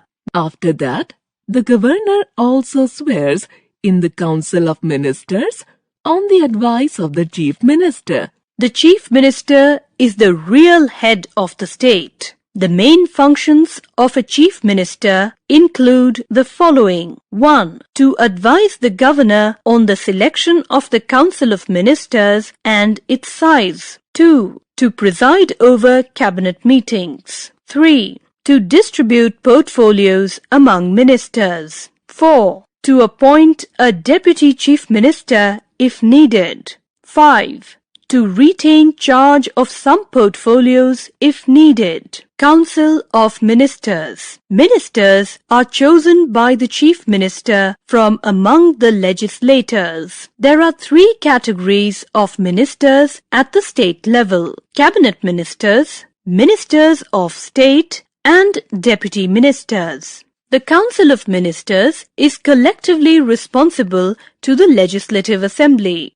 Civil Services. To execute the decisions taken by the ministers, there are officers of the civil service. They are the ones who run the administration at the state level. In the same way as it is at the center, some officers of the Indian Administrative Service (IAS) and Indian Police Service (IPS) are appointed at the state level. The State's Public Service Commission (PSC) also selects a certain number of officials. The Chief Secretary heads the civil service in a state. The Advocate General. There is an Advocate General in each state who gives advice to the executive on legal matters and performs other legal functions assigned by the governor. She or he is appointed by the governor and holds office during the pleasure of the governor.